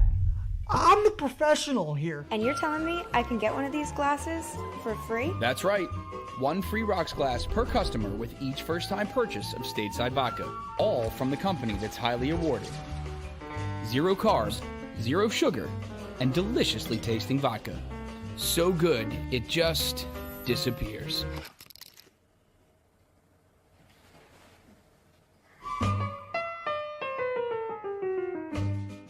You know you like being right. That's why you should enroll in an Independence Blue Cross plan. It's the health plan chosen by more people than any other, with more doctors and hospitals, more benefits that really rock, more of the coverage you want for the right price, including free doctor visits 24/7. It's a choice you can feel good about, because when you're right, you're right. And when you've got Independence Blue Cross, you're right where you need to be. Call 1-844-200-2583 today to get an Independence Blue Cross plan. When it comes to the fight against insurance companies, large corporations, and the healthcare industry, injured victims are always the underdog. But that doesn't worry us. At Messa & Associates, we're an injury law firm from Philadelphia, and we come to fight. Our clients know that they've got representation with a chip on its shoulder, and it's the same chip that makes Philly the toughest city in the country. Call 215-568-3500 or visit us online at messalaw.com. Messa & Associates, the toughest injury firm in Philadelphia. Go for the midnight dares. Go for the game. Go for the hits. Go for the fans. Go for the win. Go to Ocean Casino Resort. Book your trip at theoceanac.com. The live postgame show is powered by IBEW Local 98.